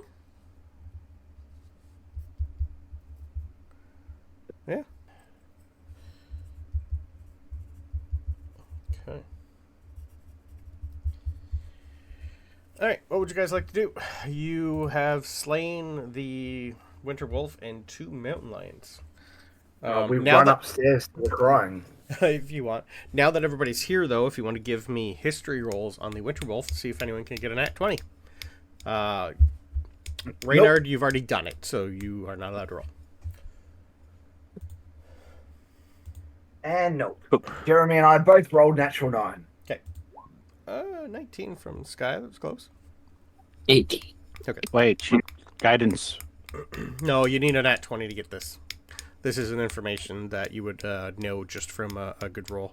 You need a nat 20.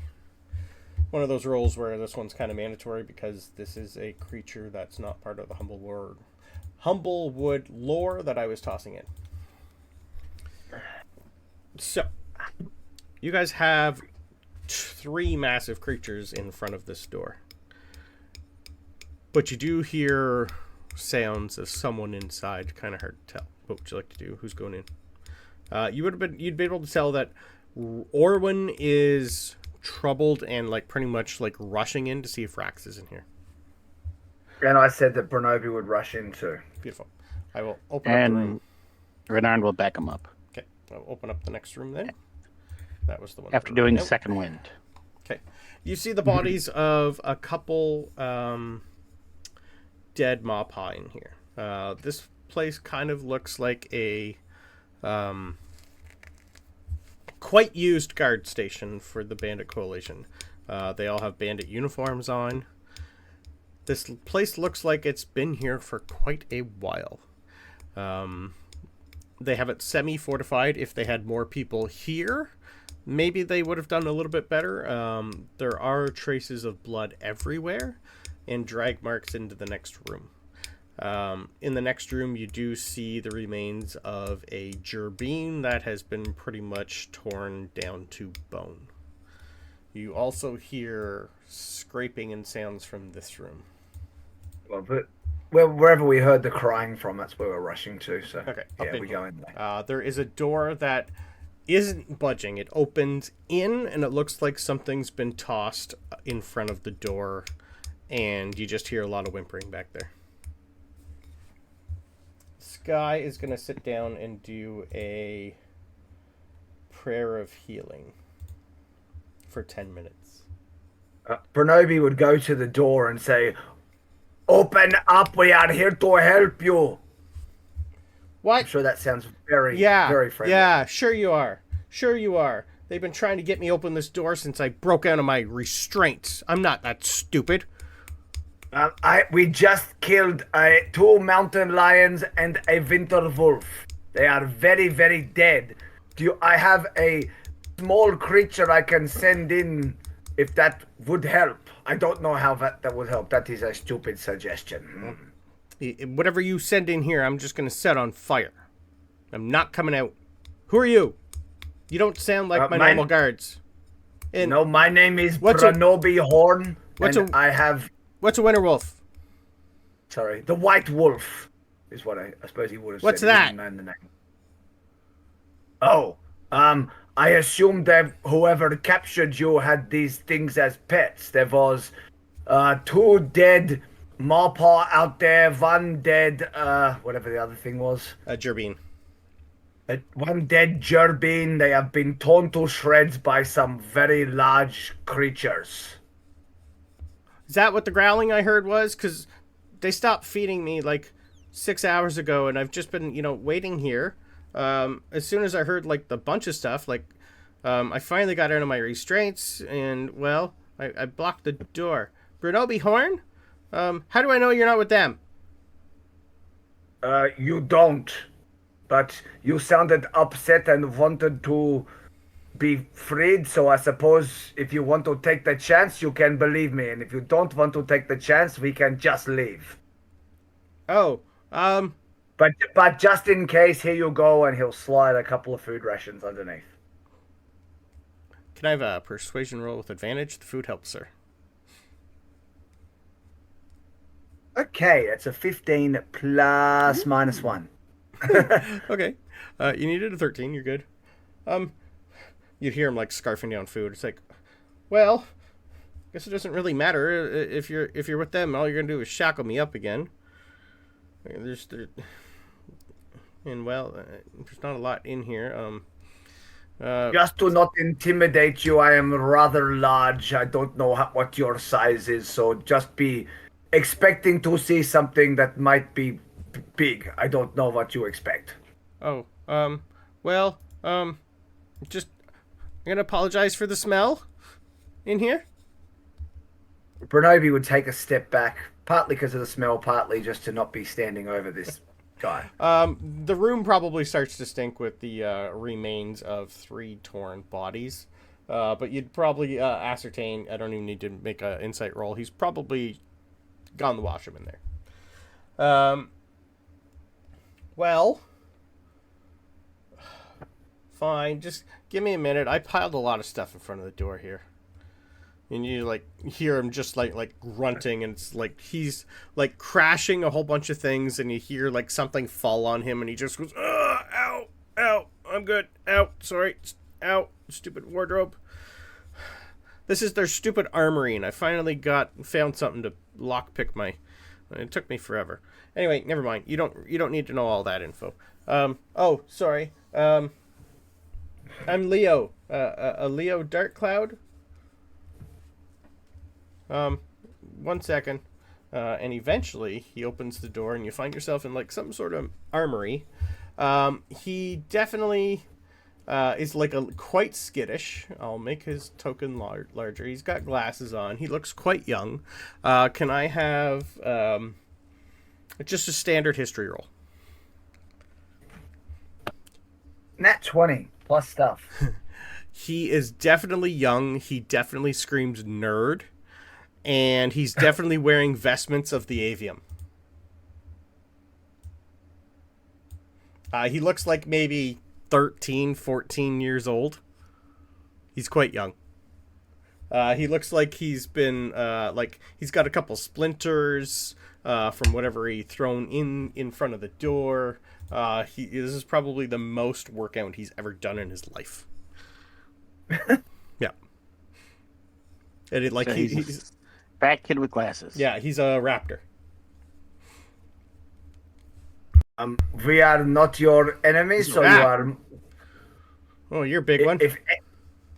If any of these dead bodies were your captors, you are more than welcome to come and take a dump upon their faces, if that would make you feel better. No, sorry, that's the smell. Oh, good, you got Scamper. Little bastard, he'd like to poke me.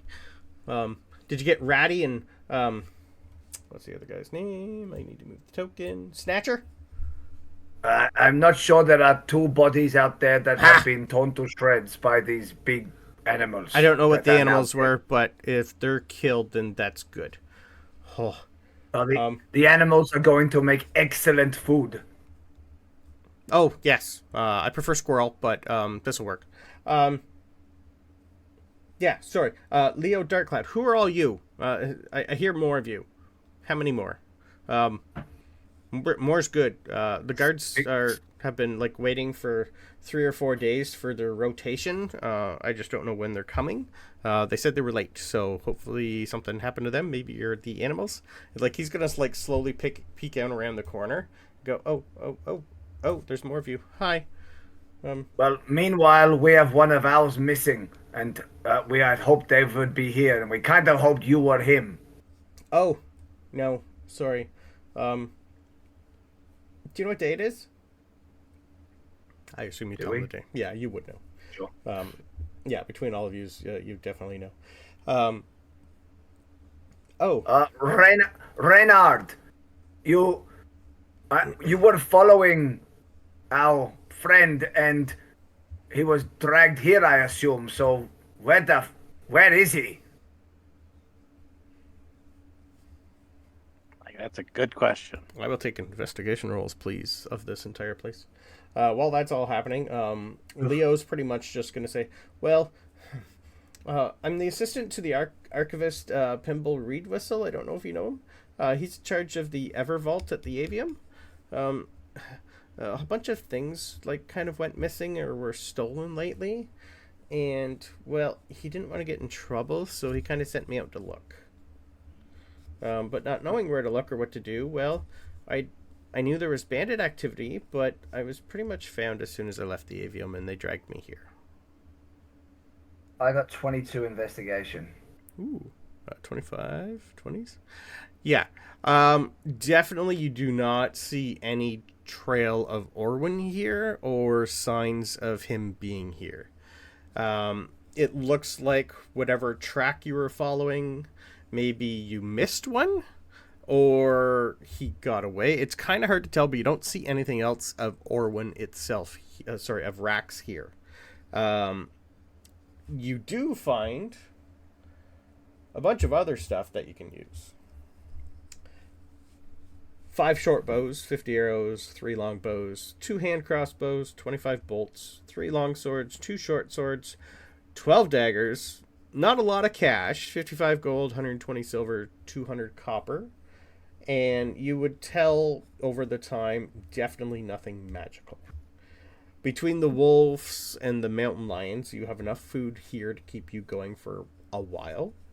The 25 investigation is what you needed to find a hidden little lockbox. But you also did find the key on Snatcher with the 25. The inside is troop movements, notes, guard rotations, and the last thing in the book says new guards are 2 days late getting here. Lots of mountain lion and griffin sightings. Okay, so they got 8. Excellent. I'll copy and paste that in Discord for you. I don't think we had time to be worrying about all this stuff. We need to go find Rax.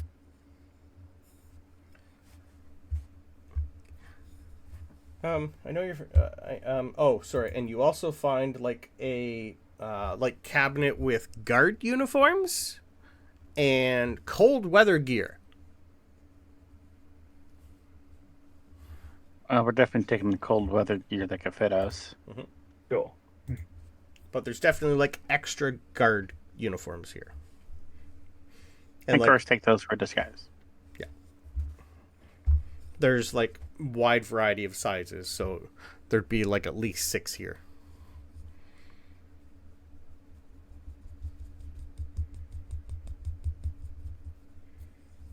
Because this place looks, it's built to supply, and you're like halfway up the mountain by now, so this is like their halfway guard place that you found. It is not, you don't remember seeing this on your map.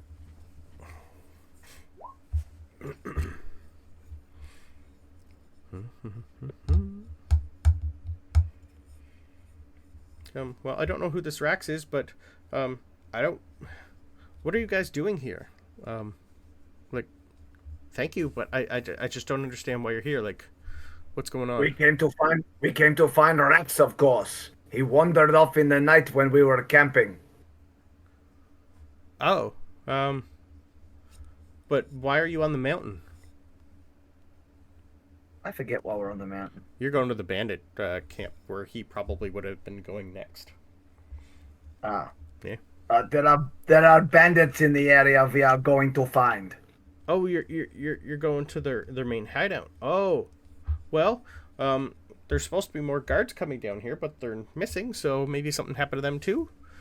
Well, gee, I'm not really built for combat. I got a few tricks up my sleeve. At this point, Orwin pretty much just looks at him and goes, "How are your wings, young one? Are you able to, do you think, glide off the mountain?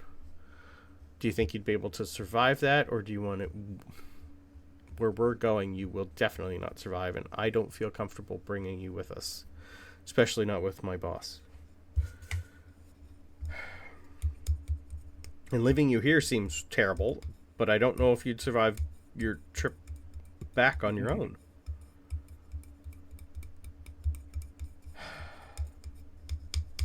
I don't know what to do, guys.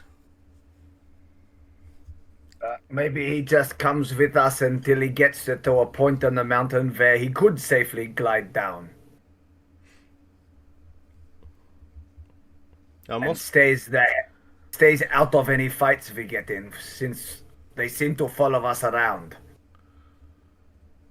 Well, I could barricade this place up pretty good, but I don't know what magic users they have. They'd get in pretty quick, and I don't know. I guess I could come. I know what I'm looking for if I can see it. I can like detect magic, and I kind of I have I don't have a list, but I got a good brain, so I was told what I need to look for.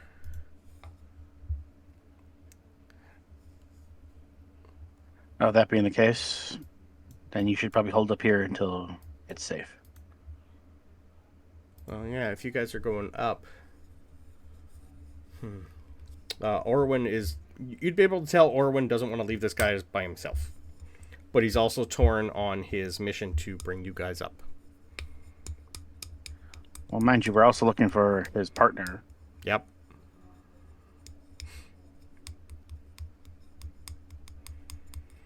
And since there is no sign of... So we have to keep looking for him. Yep. Yeah, Oh. we wouldn't just give up on him. We'd go straight back, try and find where we were. So then, Okay. the tracks would all be gone, mind you. Yeah, you're in a blizzard by now. It'd be hard past to find anything other than go back to where you currently were. I will note, I just remembered, I wrote something else down. Your 25 investigation, you also find what looks like maybe other prisoners' effects. And you would have had, what did I name this kid? I have it on the other sheet. Leo would also tell you that there was 2 other prisoners that were just leaving when he was brought in, and they had too much stuff to bring the rest of their effects, so the other prisoners' effects were in the same room as him. Whether or not you want to go through that, I'll leave that up to you. Yeah, might as well Okay. see who might have they been. Maybe there's an ID. No, we don't have time for that. We need to go. I mean, Hester would walk over there, open up the bag of holding, then just kind of like swipe everything into it. Yeah, Even the pretty poo. much. We'll just sort it out later. Well, he is grabbing a whole load of crap. So it goes legit that he would pick up the actual crap. You'd be able to tell they just tried to like hide it and like put it somewhere where he wouldn't have to go near it. Hopefully, a For the corner record- like most animals. Everything that was copied and pasted, I already added to the bag of holding. If you guys need anything from it, let me know. Okay. Yeah, And then in chat, I put the 5-way split as to what everybody gets for the gold. okay, yeah, just Oh, okay. put add 2 bags of other prisoners' items. And when you want to go through that, let me know. Okay. I'm assuming it's not something you've created. It's just make a custom item and figure it out later. Yeah, kind of no, thing. this is just me telling you what you find. You can add 2 extra Okay. packs if you want. Just like explorers packs, they'd be. Just extra bags. So, Perfect. So, are you using this place as your main camp, or are you going to go back down the mountain, or are you going to search this general area? general area? No, I think we have to go straight away. Okay, back where you mean- were? Yeah. All That's what Bronobi thinks. He's not going to go by himself. Okay. Is anyone staying here, or are you all going?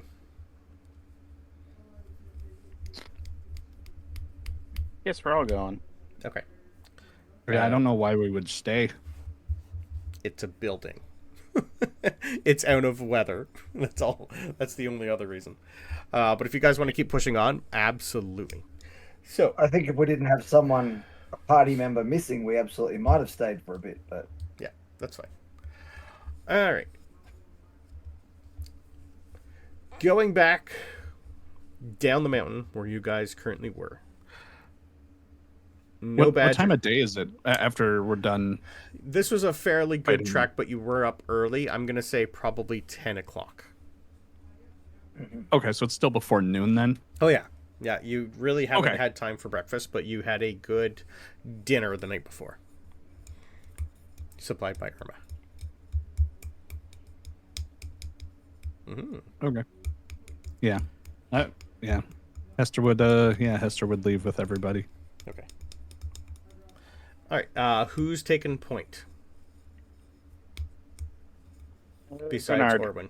Orwin and Reynard? Okay. I believe your perception and survival is better than his because he's technically a bard.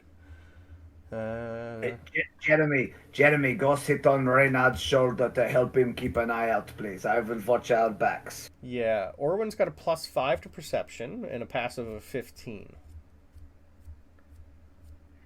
I got a +8 Okay. and 18 passive. Okay.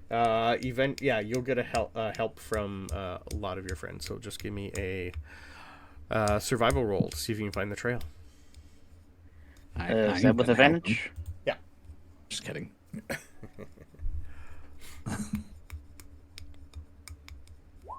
18. 18 is good. Oh, and I forgot to roll prayer of healing. Not the best roll. Everyone gets 9 points of healing from the Song of Prayer Healing. So if you took any damage. So that'll be that. That is a 2nd level, and she's going to heal herself back to full, hopefully. With 11. Yeah, that'll put her to full. Okay. Used all her seconds. Skye took a lot of damage. Joy's Yeah, +0 full constitution. She's only got 28 health at level 5. She has Ouchies. 11 constitution. Yeah. All right. Sorry. The Song of Rest that she does, the new 2024 version, the prayer healing, gives you all the benefit of a short rest now.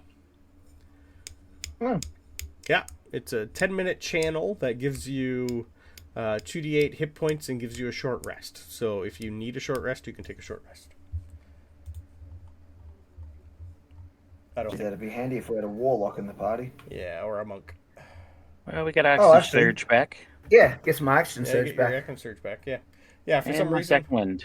yeah, I don't get it. The 2024 prayer healing, like a 2nd level spell, gives you a short rest. I don't understand that logic at all. Well, it's a 10-minute cast time, isn't it? It is a 10-minute cast time. That's the only thing that That's makes essentially is a short rest. It's kind of like cat nap. it's Oh, and I get sit my down, take arcane a shots quick back. breather. True. That was a very nice short rest. Yeah, it's like cat nap. All right. But that burns all her 2nd level spells. But she does have a couple 5th, but I haven't picked spells because I'll probably just let her. What does she get? Oh, she gets 2 more prepared 3rd levels. If we need it, I will add something. Well, she gets quite a few good ones. Okay. All right. Your 18 survival check will eventually find you on the path. It is definitely starting to get covered in snow, a lot more, but it is getting brighter. Brighter is better. For where you currently are, it's a lot easier to see where you're going now, and you do definitely find the path with an 18. Can I have perception rolls now, please? You can either all do it or one hold it. It doesn't really matter. There's lots of you, so if everyone's there, I would probably say everyone would do a perception roll. I got a 7, but Jeremy got a 17. Okay. 22. Okay. All right. Hester got a 10. Okay. Bubo got a 21. Okay. Orwin got a 22. Skye got a 17. So, you guys do definitely have enough to be able to notice there's definitely more paw prints going one way and a little signs of something being dragged behind it still. This is going in a different direction that is kind of like it's not a trail per se going up, so it's not stones. It almost looks like it's being dragged along an edge. Like a 1 foot, 1.5 foot ledge. Well, I guess we have to follow that. Okay. walking on this ledge, you definitely notice it's slippery, and it slowly starts to narrow until you're inside what looks like there's a large, don't know if it's man-made, but you eventually find a cave inside. But if you start going near the cave, I'm going to need dexterity checks to see if you fall. It's getting quite narrow. I'm going to use... Oh, no, I don't have it. Like, wrong character. I don't have Daddy. You could also send Jeremy in to take a look if you like. Oh, I'll definitely do that first. Okay. But I'll look through his eyes. Okay. I will take perception rolls from Jeremy. That's a 17. Okay. You definitely see the remains of Orwin. Oh. He's definitely torn wrecked? apart by some sort of massive, what's the word, Brandon? So his arms over there while his legs over there. Yes, he's torn apart. It kind of looks like the winter wolf that you just fought, but this one's a bear. While still Much looking larger. Bronobi will come out of looking through Jeremy's eyes and say, unfortunately, he is in there and he is in many pieces. There is a bear upon which we must take bloody vengeance. Are you sure? I am sorry, but it is definitely him. Oh. Is the bear asleep? Bear's now asleep.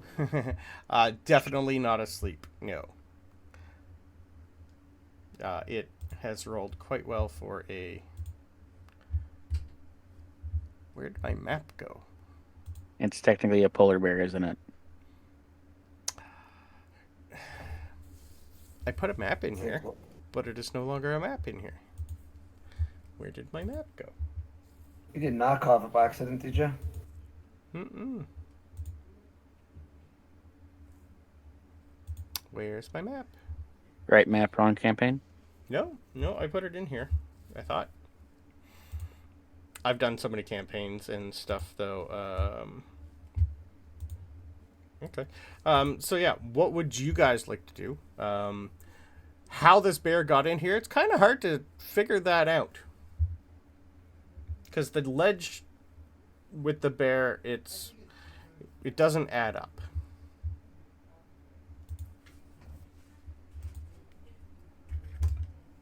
Weird.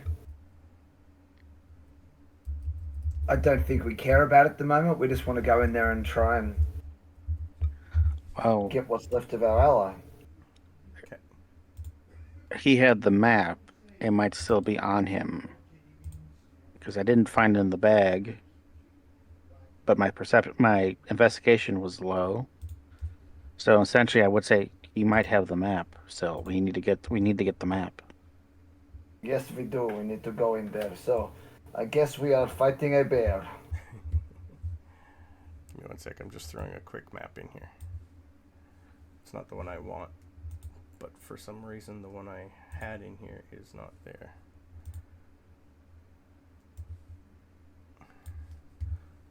So this one will have to do.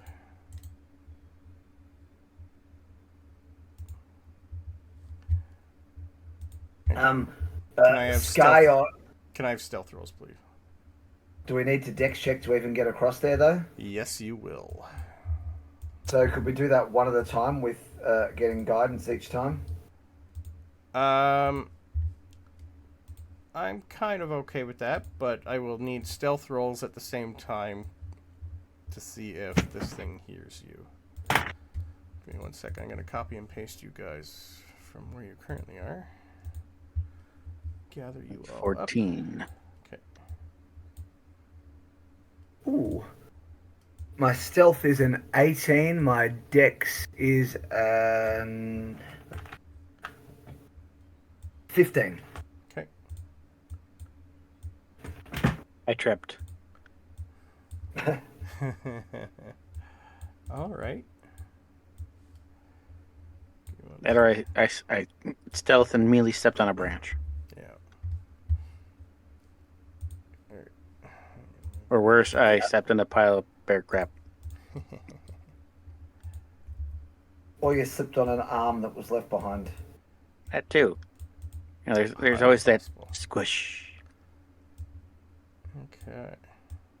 I'm just moving you guys all over here.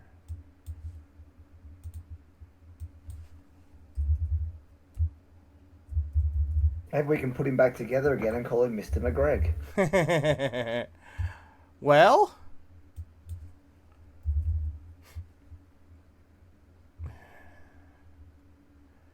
yeah, I lost everything. Weird. Well, let's use this anyway as our stat sheet. I got the stat sheet, but the other thing's not there. That's fine.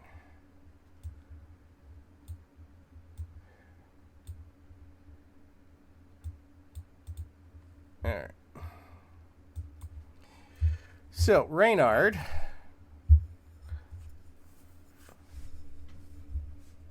with a lovely 8 dex save, you find yourself dangling from this cliff. What would you like to do? Did you share the map? Oh, I haven't Or is put it you on over the yet. map? Yeah, give me one sec. Okay. Here you go. Just ignore the fact where you currently are. Oh, okay. Because you'd still have to walk in one at a time. And I believe who was going first? Reynard would have took point. Okay. So Reynard is dangling. Who was going to be behind Reynard? You're going to have to help him before he falls off the edge of the mountain. I have to admit it wouldn't be me. Let's say it was Orwin. Okay, he's got a good dex and acrobatics. So, would you like him to help lift you up, or would you like to grab him and have him help you up, and you climb up?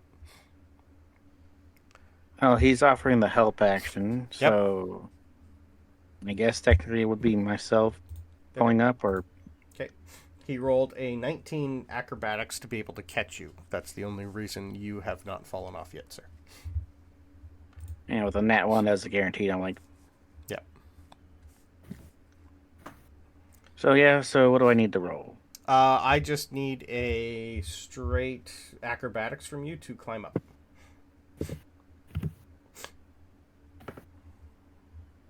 $25's good. 25. Beautiful. That's even better. Then one more stealth roll. Just made it. Yep. Barely See if- made it. That To much. see if this creature heard you or not. 25 on stealth. Ooh, I'll do one for the bard. Dirty 20. So far, so good. You guys find yourselves at the entrance to this cave of some sort. Is Irma coming?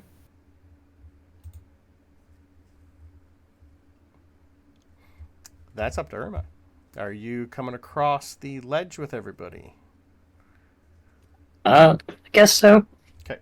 Uh, Then I just need a... Can we jump across the ledge, or is it? No, like too far to it jump? starts like almost like a 5-foot ledge and then works its way narrower and narrower into the side of the cave. Okay. Gotcha. Okay. it'd be 5.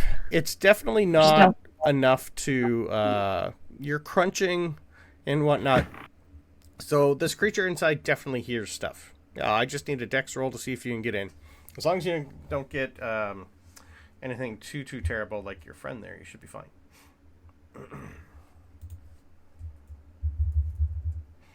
Clerics are renowned for their Yeah, decks. I know.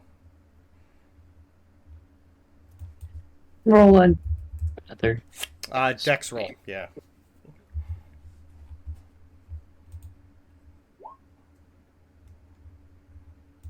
That's a nat 1. That's that one. Lucky fate, Hi, lucky Irma. fate. You have the Use your lucky lucky fates. Oh, yeah. Yeah. Oh, I forgot about that I too. forgot Son about of a yours bitch. too. Yep. But I mean, a nat one. Another might nat have been one. instant death. Oh my god. Okay. Sometimes the dice have a story. Yeah. Okay. Right. Irma, no. So who's There behind goes Irma? Well, Bronobi's already gone, so I think only Skye might be behind Irma. Okay. Well, there's still Hester and Bubo. Okay. Oh, you haven't gone yet. Okay. Hester, what would you like to do? I'll let you. You'd be able to see Irma is hanging on by like a feather. Well, like a nail for her. Yeah, Hester would reach out and try to grab anything they can to keep her from falling. I will take a acrobatics roll, please. You're nicer than me, Brendan. With a double nat 1, I would have punished her with death. It's the same roll though, with luck. Yeah. If like she got. No, I know that. Yeah, I know. I get that, but I'm just a vengeful DM. Well, for me, people can use reactions, so there's quite a few things like some people may be able to do with reactions. I got a 15 for acrobatics. Okay. All right. Give me 1 second here.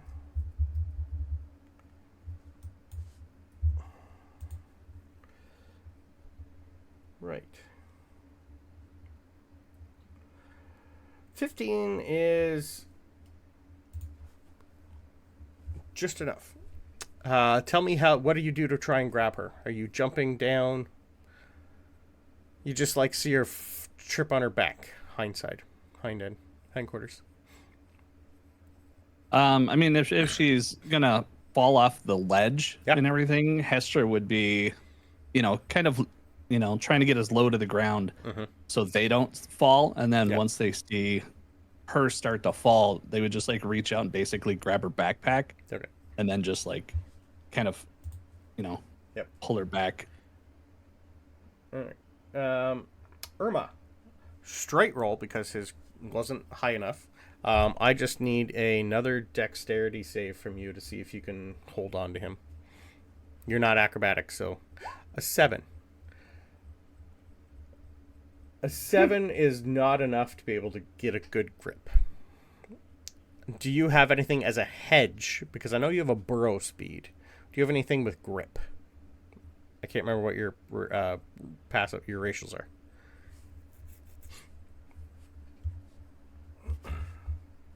I don't think so. No. Okay. What would you like to do as you fall off this cliff? What a question. How far down is this cliff? I'll take a perception roll, we not please. know? Blizzard anymore, right? So we can see the bottom. Yep, it's nice and daylight. 10. Okay. What's your passive? Passive perception's 13. Okay. Irma, what's your passive perception, or just give me a perception roll? Passive is 16. Okay. Do you have Featherfall at all by chance? I don't remember if clerics get it. I don't think it's a cleric spell. I but it don't could think be so. A version of cleric sometimes. The reason why I was asking is because Hester has Featherfall. Yep. Yeah, like sort of said, So- you could use a reaction to cast Featherfall on her. Okay, does that stop her from falling? No, she just falls slower, and it's not going to take like 100d8 worth of damage. Okay, yeah. Die I outright. mean, yeah. Let me. Because there's nothing underneath her for miles. Oh dear. Oh, okay. So it is like straight down. Yeah. Okay, yeah. I'll cast Featherfall. Okay. And I have up to, it looks like 5 creatures I could cast it on. So Okay. I'll put it on her, myself. And Skye, who's still back Let's there. see. Okay. Yeah, Skye. So that's 3. Bubo? Yeah, Bubo. Or Skye Did, has wings. Yep. Skye's got wings.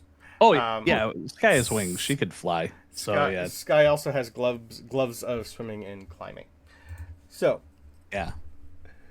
we are gonna say so that'll put you at. Does it say what falling speed with slow fall with featherfall 60 feet per round until the spell ends. instead of 500? Okay.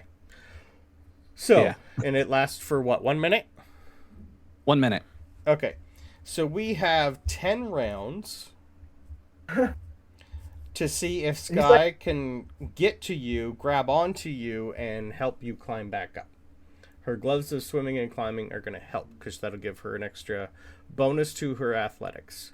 But that's going to take a minute. Your stealth roll made the bear angry. So, it is 20 to 10. Would you guys like to try and kill this winter polar bear this session or next session while Skye and Irma, your healers, are flying downwards currently? Fighting it, without them regardless. Yep. So would you like to do that now or next session? I'm leaving that up to you. Let's try it now. Excellent. Let's roll initiative. Bronobi, did you make it over here yet? Yes, I made it. Okay. Well, there's a 15 dex make it. Yes, you're fine. Yeah, anything pretty much over a 10 is going to get you over here. But Irma, you are currently slowly falling thanks to Hester, and Skye has jumped off and is trying to get to you safely. So we will deal with that next session for you two. Oh, well, can you put the initiative tracker up, please? Since Hester hasn't made it across the thing, do I need to do that right now? Yeah, we'll still have you roll initiative. Yeah, for some reason, this creature is not showing up. I'm wondering if Roll20 did a rollback. Because the creature, or I put it on a different map. So the one that I currently have is not working properly. And I don't know why. Can I use luck to re-roll initiative? It's an ability check. It should say on there yes or no.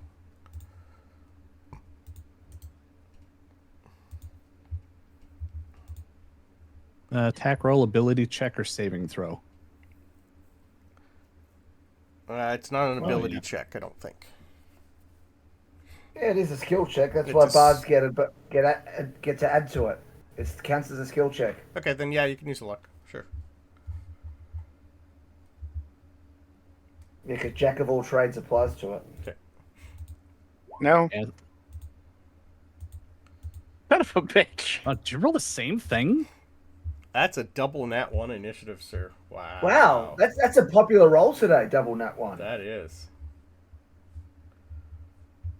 I think you've cursed this lucky feat, Brendan. It is highly possible. That's a nice one to tell the story. Holy crap. Wow. Okay. Since we're still going to fight the bear, I'm putting away one sword and taking out that damn shield. All right. Where is it? Come on. Well, we'll use that as the stat. That's fine. I don't mind that. This thing's not too bad.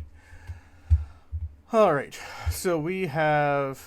I need to add Hester. What was your initiative for Hester? 9. 9. Okay.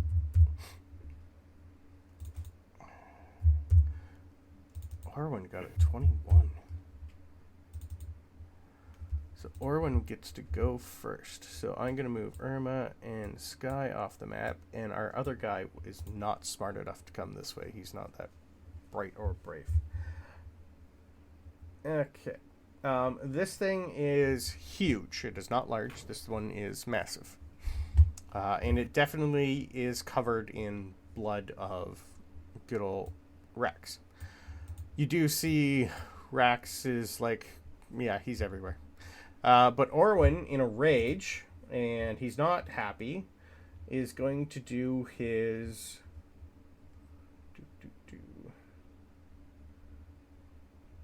He's going to taunt the bear. He can do it twice a day. As a bonus action on his turn, one creature within 30 feet of him, so he'd definitely have to move up to here with his movement speed, and make them do a charisma save or have disadvantage on ability checks, attack rolls, and saving throws until the start of the bard's next turn. So I need to do a charisma save from this thing. With a -3 mod.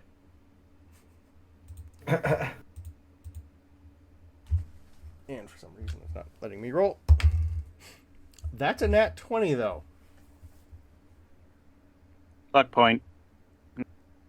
Can't. Yeah. I wish I had silver barbs. Yeah. Yeah. Sorry. He tried. With that, that was 5, 10, 15. Yeah, that was all his movement. This thing's turn. Definitely sees you guys and is just like literally gonna roar and charge in.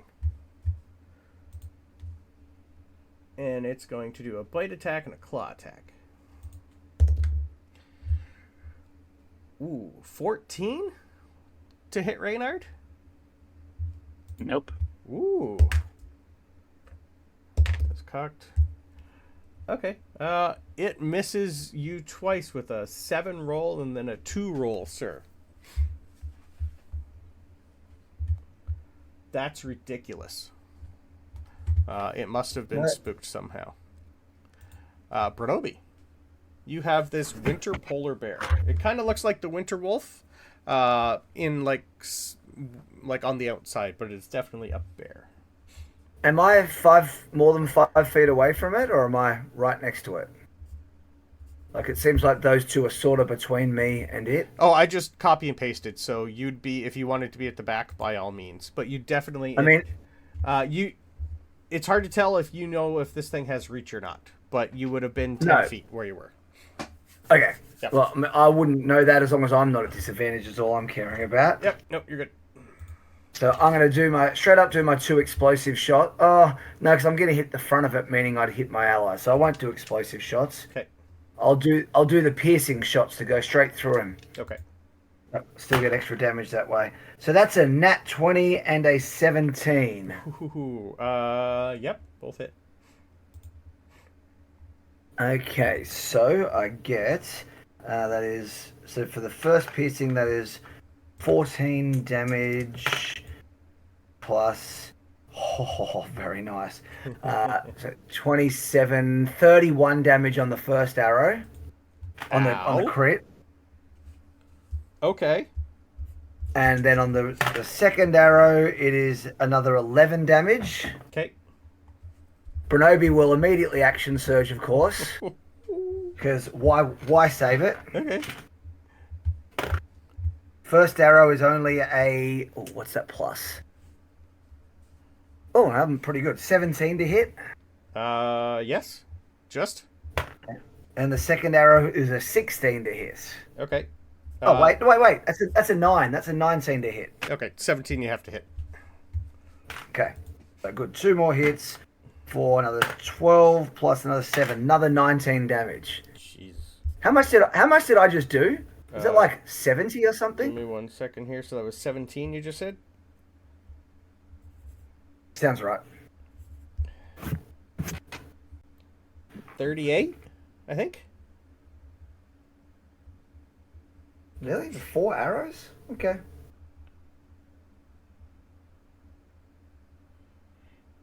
No, I did that much on the crit almost, didn't I? I was like 27 or something. Yeah, sorry, I erased 2 of them.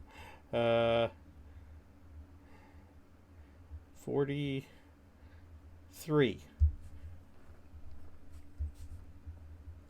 I think I'm looking at the wrong number. Sorry, 1 sec. 47. There it is. That sounds more right. I was looking at the AC. It's like, why is that number there? It's like, that's his armor class, Brandon. All right, anything else for Bronobi? No, that will do. Nice. He might yell out, "Come and get it, you fat bastard!" Don't know why I went Scottish then. Couldn't help but be Scottish when you say fat bastard. You've definitely pissed it off, sir. Hester. Okay. The first thing I'd like to say is a slight retcon if possible. When I cast Featherfall, I'll just cast it on the whole party. So Reynard, Bronobi. Yep. Yeah. They would have already been inside the cave. You wouldn't have been able to see them. Yeah. Oh, okay. Yeah. So you would have got. For that? I would assume so. choose up to 5. Oh, it also says 5 falling creatures within range. Yeah, because it's more of The a only- reaction. Yeah, so the only one falling, yeah, so Was Irma. just Yep. Irma. Yeah, so only Irma has it. Okay. Because none of the others were falling. Okay. Okay. And then from where I am now, do I have to pass through the little passage, or would I be able to see them? I'll say you probably still need at least 10 foot of movement to get into the cave. To get to where you are. Okay. So that'd be like Yeah, where you I'll- currently are is 15. Okay, yeah. So then I'll move to wherever I have to, and then if I can shoot my arrow from here, Yeah. I would do that. Okay. Okay. So the first thing I'll do is bonus action branding smite, Okay. and then I will shoot at the bear. Also, Bubo would be next to me. He's not on the map, but Not on the map. Bubo also can't do anything unless they're in melee, and they're not going to go across the little narrow paths. So I don't think it'll matter. There we go. Holy shit. Okay. I don't think that's gonna hit. So a 10. Nope. Gonna hit 17. Okay. All right. Then my second attack. A 10. Nope. I rolled 2 2s. Nice. Yeah. So that's action bonus action. I'm not gonna move anymore from there. Yep. It's better than 1-1. Yeah. Yeah. If I was rolling nat ones, I'd be fucking shooting everyone on my team. And then I don't think Bubo. Yeah, the only thing they could do is repair in a melee. Yeah, so they'll do. Well, they're gonna hold. No, wait, hang on. Yeah, they'll hold their. No, I was gonna say they'll hold their Ren just in case the polar bear comes up to us. But in order to do that, they'd have to murder everyone on the team in order to get to us, and at that point, we'd just be leaving. It's to the size where it can just like walk over top of anyone here, if it needed to. Okay, well, I will have Bubo hold their force-empowered rend Okay. attack, and if the bear gets within melee range of them, they'll just punch them. Okay. Perfect. Reynard. That's my turn. Cool. Reynard. It's big. It's scary. Yeah, I'm going to. Let's see. And Pretzels, Don't- if you want to dip out, I will let you, unless you want to listen and watch the combat. Because I don't have anything else for you for the rest of the night, and because we're going to have to deal with that next session. But I'll leave it up I to guess you. I can dip out. I don't know. Okay, it's up to you. Yeah, I'm not doing anything. So Okay. might as well. Okay, I will see you Saturday then. See ya. Have a good night. Bye. Bye. Yeah, so I'll steady aim to give myself advantage on the attack Okay. and slice at it with my sword. Perfect.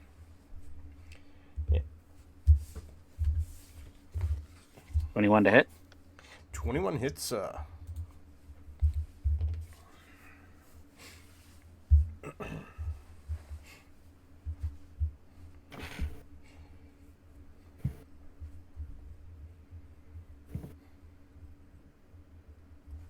So 11 to 11 damage and 8 sneak attack, so 19 damage. 18. It's starting to look a little rough. And with that, I'm going to action surge. Mhm. Attack again, which will be a straight roll. Okay.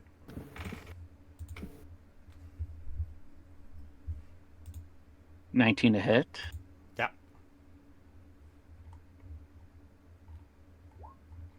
10 damage. Nice.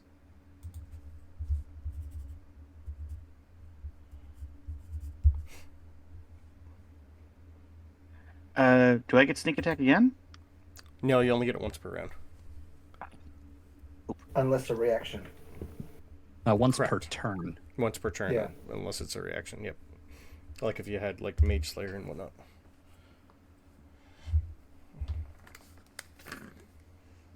Yeah, and that would be Okay. Can I do Whales of the Grave, even though it says I need a second target? If it says second target, then you need second target. It says you can target a second creature that you can see within 30 feet of the first creature. There's only It says one. can. If it says you can do it, you don't have to.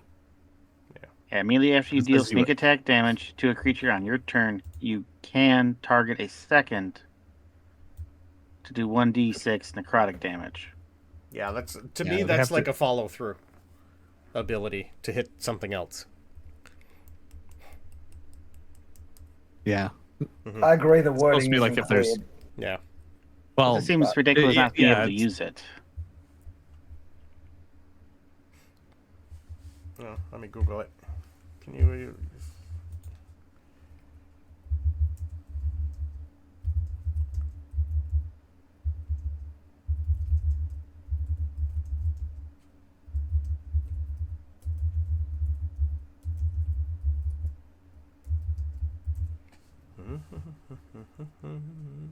Yeah, it's so you dealt sneak attack to the bear, and then you can target another creature, but you can't target the bear again with it.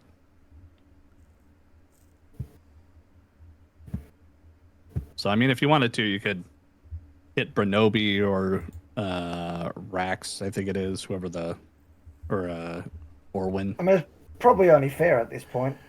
Yeah, it's a weird one. Because it's like, look, I can do damage. I'm staring at this giant bear. I know. Emphasis on staring at the giant bear. Yeah.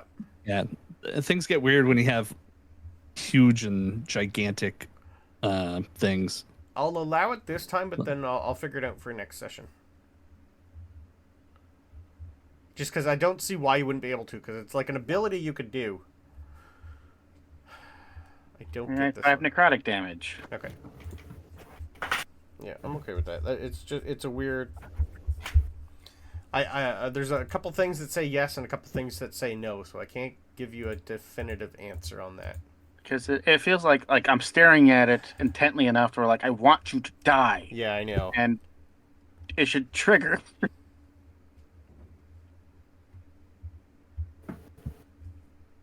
Otherwise, I don't really get a chance to use it because we kill shit by the time I get to my turn. Yeah, I know. It's a weird one.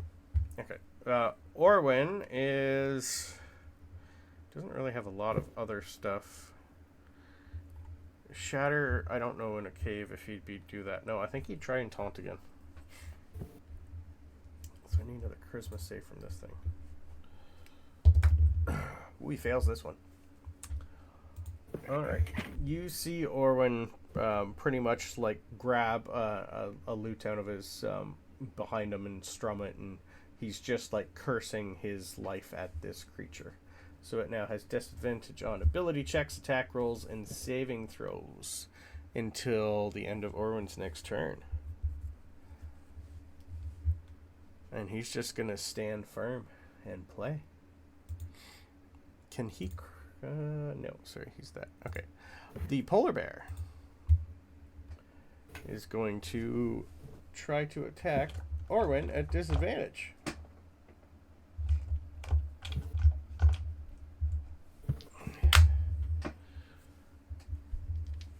And definitely hit Orwin at disadvantage with 2 18s. The first attack is going to do 16 points of damage to Orwin. Second attack on Orwin. That is going to hit Orwin. For 2d10. And 21 points of... Okay. It did 37 points of damage. Orwin has 36 points of health. Oh my gosh. Yeah, this thing does 2d10 plus 5 per attack, and it gets 2 attacks. So Orwin taunts this thing, and then immediately goes down. Who needs healers anyway? Bronobi, you're up, sir. Yeah, you've done quite a bit to this thing. It is looking almost bloodied. Jeremy, go distract it. A terrible idea, but Jeremy's going to use the old flyby thing. Nice. To just go around behind it to give me advantage on a hit. Okay. I didn't need it. I rolled double 12 on the first one. Okay. And then, I missed with the second hit. I should have had advantage on that one. Oh well, I only hit once. For 8 damage as Jeremy then flies back out of range. Okay. With that, you'd be able to tell Jeremy, put it on the bloody side, sir. Good job, Jeremy. You are a fierce warrior. Yeah. And it doesn't say that that his taunt is concentration. So even after he dies, I think it's still at disadvantage on its stuff until it would be his turn. So at the start of the polar bear's turn, he's no longer taunted because it doesn't say concentration. Or that he has to be alive. Oh, but he has to play. Never mind. He's no longer playing. Anything else for Bronobi? No, that will have to do him. Okay. Hester. You see right, Orwen go down. I can't do anything from 30 feet away, so I'll just keep shooting the polar bear with my bow and arrow. Okay. All right. Ooh, I think that'll actually hit. 21. 21 hits. Sweet. And then I still have branding smite up from last round. Yep. So that 2d6. Yeah. Okay. Do I have to split piercing and radiant damage? No. For this thing? No, it's not immune to either. All right. So we've got 9 piercing. And then 4, 5, 6, 7 radiant for the first attack. And then second attack. Yeah, that's definitely going to hit. 8, 7, 6, 5. 25 to hit. Oh, yeah. You gotta hit 17. And then another 9 piercing. Ooh. Let's see here. Bonus action-y stuff. So Hester finished their turn. Bubo is again going to hold their action. The forced empowered rend. If the bear gets close in melee, they will boop him in the nose. Okay. Boop away. If he gets close. Reynard, anything else? Yep. Sorry, Reynard, your turn. Just skip your turn. Reynard, got anything? No? Cool. Sorry. Well, bonus action, steady aim again to advantage on the attack. Yep. Oh, sorry. Was Hester doing something? No. Okay. That's what I thought. Hester did. Yeah, Hester did the 2 attacks. That's right. Already. I already did that. Perfect. Sorry. Reynard. 26 to hit. Oh, yeah.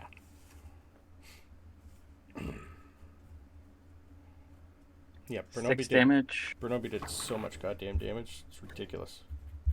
I love it. Well, it's good. You've already taken one player out. Yep. One NPC anyway. Oh, yeah. Yeah, this thing's just a hit point soaker. Yeah, so 11 damage total. Beautiful. Yeah, minimal damage on the one. That's Yeah. not the best. Technically did 1, 2, and 3. Yep. Okay. I mean, basically half our party's not even in the fight right now. Yep, that's it for me. Okay. Orwen's got a nat 1 on his death save. So that's 2 gone. Oh, jeez. Not One that of you us guys needs to- not that you guys know that. No, but I was always planning on trying after one turn anyway. Yeah, I'm just wondering if the polar bear would still keep going for him or not. Don't be rude. Well, roll a d20. If it's 10 or less, Yeah. yes. If it's above 10, no. You saw how much damage Bronobi did to him. If anything, he'd come around to try and get Bronobi. I rolled an 11. I was honestly thinking it would go for Bronobi and ignore Reynard. So it's going to pretty much like... I'll just move him and squeeze into here. And go for Bronobi. Bronobi's like, ah, crap. Yeah. A nat 20 will hit you, sir, for the first attack. Yeah, that'll probably hit me. Okay. I think there's a good chance. 14? Luck. Does not. 14 does not. Okay, so the first one will. Do they have a luck point? 30, Can't use it on him. 36 piercing. Ouchie, wawa. That hurts. But at least the second one missed you, sir. Use a luck That's point why on the I'm- creature. I thought it was only for use on your I own. think it's only you. Disadvantage. When a creature rolls a d20 for an attack roll against you, you can spend 1 luck point to impose disadvantage on that roll. Oh, boom! Eat that. Okay, so You that have would have been disadvantage. that would have been the 7 then, the second roll. Yep. So the first one misses you. 18 to hit you? That does hit. Okay, so 21 piercing. I rolled a little better. Oh. Okay. You can have that one. Right. How much movement did it do? It did 5, 10. Oh, I need to do 20 feet in order to smack you prone. 5, 10, 15. Ooh, I could run to Hester and knock him off the ledge, though, but he's not smart enough to that. Bronobi, you're up. He also couldn't go straight through Bronobi. It is huge. It could. Yeah, it walks over the top of you, Yeah. and then you just have to make a dong saving throw. See if you get hit in the head. I'm gonna try can I know you've gone on top of what's his name? Yeah, he's fallen Orwin? over. Yep, Orwin. I can do a medicine check on him. You gotta move in 5 feet. So he's 15 away. Yep, I would go round Okay. Reynard or something. Like I'd go through Reynard because you're allowed to go through an ally. Okay, yeah, because this thing does have 10-foot reach. Okay. Okay. You'd have to get in right close. One more. Fine, then that's what I would do. I'd go like that. Or up here. That would work too. Well, that either way. And I rolled a 17 on medicine. Okay. 17 medicine. He's looking like shit, sir. Well, no, that's to stabilize him. Okay, so you're going to take your full action to stabilize him. Yeah, I'm using my action to stabilize. Okay, do you have a medicine kit or anything? What are you going to do that? You don't need one. Medicine kit gives you advantage on it or something. Just doing a regular medicine check just enables you to stabilize them. That's just a mechanic. I don't know how. Yeah, I don't know either, because like his throat's torn open, just like he's bleeding from He's every putting orifice. Pressure on the wound. Okay, we'll say you're putting pressure on the wound. Okay. And then I don't I'll understand do how that works either, so don't worry. No, I don't either, but that's okay. Yeah, it makes no I'll sense do to a me. This second thing's wind. been like demolished. And I did a second wind and regained 13 health. Okay. And that is my turn. Hester. So I will All right. put him stable. So if I heard correctly, Jeremy hit him and he was marked bloodied. Was there any other major damage to him after that? Yeah, he's been hit quite a bit since then too. He's taken Okay. 21 points of damage since Jeremy put him bloody. Okay. So see. There. Okay. Let's see. Because I'm debating if I want to do fairy fire to give everyone advantage or possible advantage. Because that'll use up my whole turn. Yeah, I'll do that. Well, actually, no. I'll just keep shooting him with my arrows. Okay. Is the bear in the right spot? Yep. 14 to hit. So the sucker moved? Sure did. It ran into Bronobi. Bronobi moved again. Oh, Bronobi was. am I out? Is it out of range? Like an opportunity attack? No, it moved into range with Bronobi. It's still right here. It's still in front of you. It hasn't moved since then. Oh, because it's looking right. It's over here. Oh, nope. On my hit refresh. page. Yep, hit refresh. It's like also like, what happened? Why is it so far away all of a sudden? He's right in front of you. 14 does not hit. Oh, there he is. Okay. Yeah, I rolled 14 twice, so wow. Okay. that was my whole turn. Okay. And then same thing, Bubo will hold their Force Empowered Rend. Okay. Reynard, yeah. I should have cast Fairy Fire. You should have said Boo up to help. I don't know how Bubo would help with that. It can attack. Yeah. It's still an attack, man. Come on. Don't be afraid to repair the animal for the 100th time. He's already said it. But otherwise, bonus action, steady aim. Okay. And, advantage on the attack. Okay.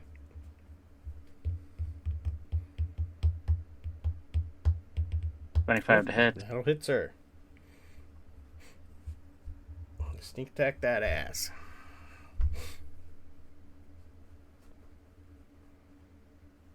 $21 damage total. Ooh. Starting to look a little shitty.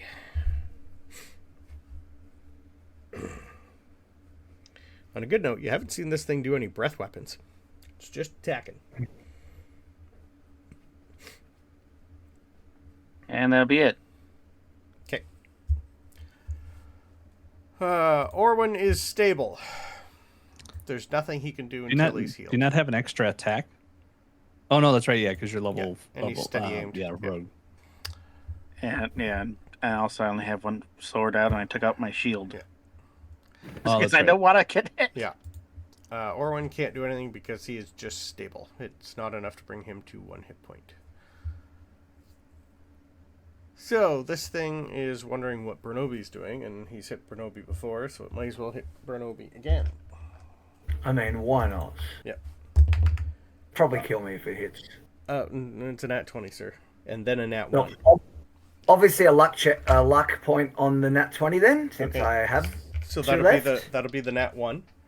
Sure. So 21 to hit. I'll use another.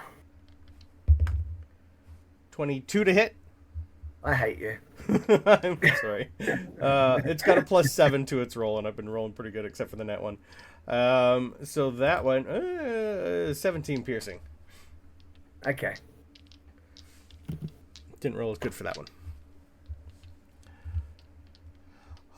So yeah, that's its 2 attacks. It can't do anything else because it's just a meat machine. Bronobi, you're looking like shit, I assume. Oh, I've got 26 health. I've been worse.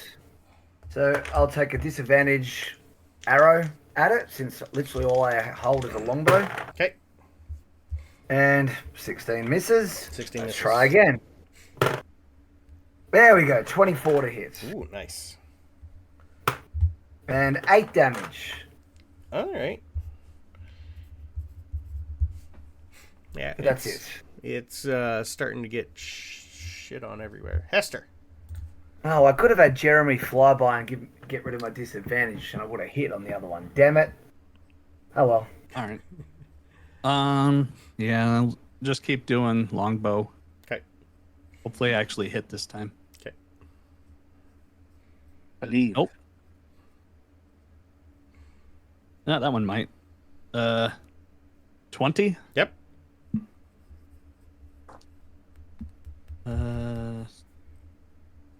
11 piercing. Okay.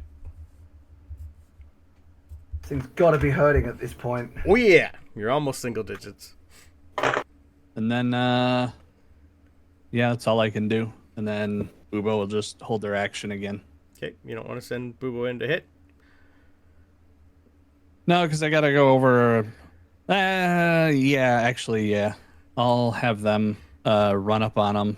Okay. Is it a dex something to get over the ledge?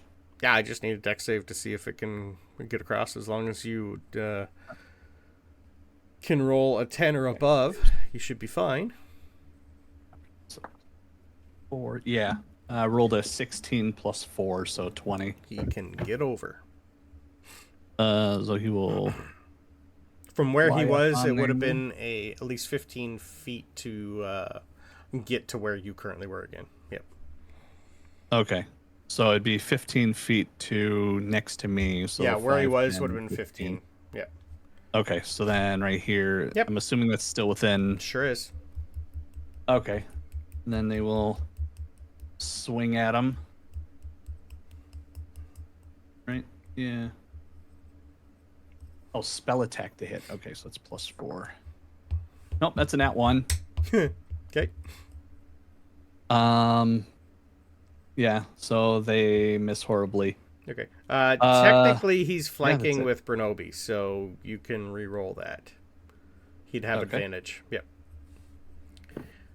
That's still not going to hit. 9. Okay. Nope. Okay. Reynard.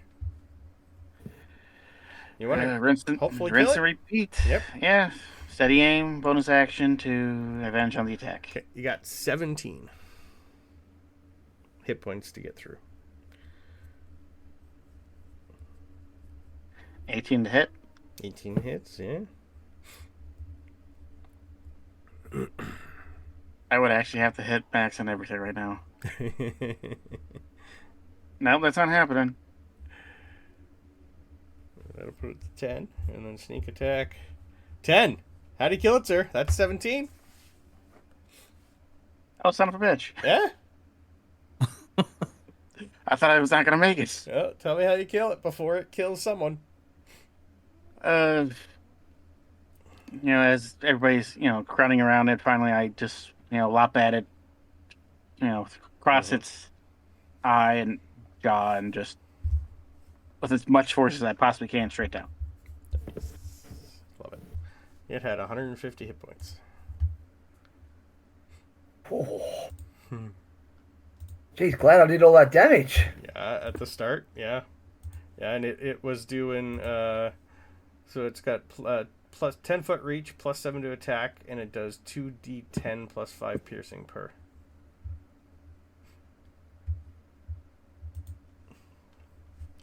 Well, you guys have killed a lot of big creatures in this area, and some that you've never seen before. This one kind of almost similar to the Winter Wolf. Like, this was a little different. Kind of hard to tell what this thing is, but it's definitely some sort of... I won't really say polar bear, but it is definitely like an albino bear of some sort that was covered in ice and frost. This one didn't have a frost breath, though. This one just... hard to tell. I'll take a quick nature or arcana roll. Ooh, well, I got... hang on. Arcana. I got a 22. Ooh. 14 for nature. Okay. Ooh. 21 for Arcana. Okay. That also took 4 rounds. So I can keep track, because in 6 more rounds, if Skye can't do anything, Irma is splat. Okay. Your... anything over a 20, Arcana, you're going to understand that this creature somehow was created. This is not natural, and it had an affinity to cold. Had any of you bothered to hit it with fire, it would have been vulnerable to fire, obviously.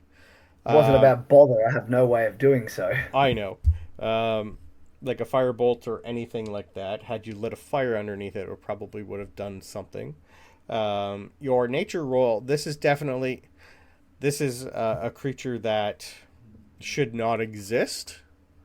So someone has done something to this, and it's almost as if the cold in the cave and the mountain was feeding it somehow. But it's definitely not... definitely created by some sort of magic. Yep. Well, I have had enough of this bloody snowy place, I can tell you this. I am going to eat as much of this thing's face as I can, because it can get fucked. just for sake of brevity, if you want to search the remains of racks, you do find a tattered remains of a map that is now torn to shreds. So useless. Correct, sir. Mending spell can't fix that? You're missing part of it. Mending would fix the half that you currently have found. Might as well. Cool. Yeah. Good thing I have mending. Yep. We'll say it give me a percentile roll. 50%, it's the 51% and up. It's where you haven't been. Up to 50%, it's where you've already been. 83. You have the other half of the map that you need, sir. Yay. Right. Nice. Perfect. Show the good half. The good half. Yeah. So hopefully we have Skye next session. If not, I will roll for Skye. I'll see what's going on with her. Because I still need to give her a few, what she saw, and then do some rolls to see if she'd be able to get Irma. I think with what she currently has and with what Irma's got, I have a feeling it'll work. But they're going to have a tough climb back up. At least Irma has a burrow speed, so that's the only good thing for them. I'm not worried about Skye. She can climb, so. Just to make sure, they should next session they should have at least 10 rounds in which to save, because they would have been working on that while we were fighting. Yep, but you have 6 rounds of now unsure what's happening, because they'd be almost to the point where you guys won't be able to see a lot what's going on. Yeah, at this point they're 240 feet down. Yeah. Yep. So at least you can still see them, but it'll be touch and go. So we'll see how that plays out. Okay. Well, thanks, guys.